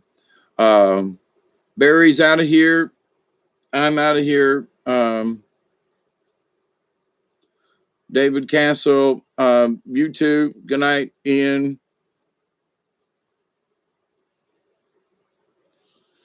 Same to you, Delaney. And good night, John Boy. Bob, we thank you. That we know that there's been issues going on out there. There's been some jumping with this tonight, but we thank you. But y'all have a pleasant tomorrow. And Teresa, I'll be on with you tomorrow evening. I'm guessing. It'll be a pleasure, and it's always a humbling thing to be on someone else's show. So thank you. And I look forward to being there. But just keep everything together. And my intent and my hope is always to give you all some food for thought for tomorrow, to let it jump around and rattle around in your brain like a pair of dice in a Yahtzee thing. Anyway, may the 4th be with you, and happy Cinco de Mayo to y'all too.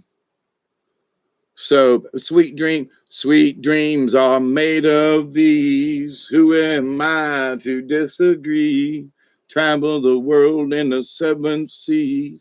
Everybody's looking for something. Yeah, okay. Anyway, he's knocked out over there. But thank you, Teresa. So I continue to pray that each and every day, each and every one of you will continue to learn how to accept and receive the healing, the knowledge, the wisdom, and the blessings from the universe. Every day when I put my feet on the ground, I continue to pray that each and every day, your friends, your family, all of your relatives, and all of your relations, past, present, and to come, will continue to learn to accept and receive the knowledge, the healing, the wisdom, and the many blessings from the universe. And in that law of 3 that always does tickle me, I continue to pray that each and every day, each and every one of you and any that you may come in contact with will continue to learn how to accept and receive and share the knowledge, the healing, the wisdom, and the many blessings from the universe. So from South Georgia, we always say TTFN, ta-ta for now. Keep it between the ditches, especially after a rain. Them roads will be slicky now, you can bet. And Rufus too. So my many blessings. Cheers, everyone.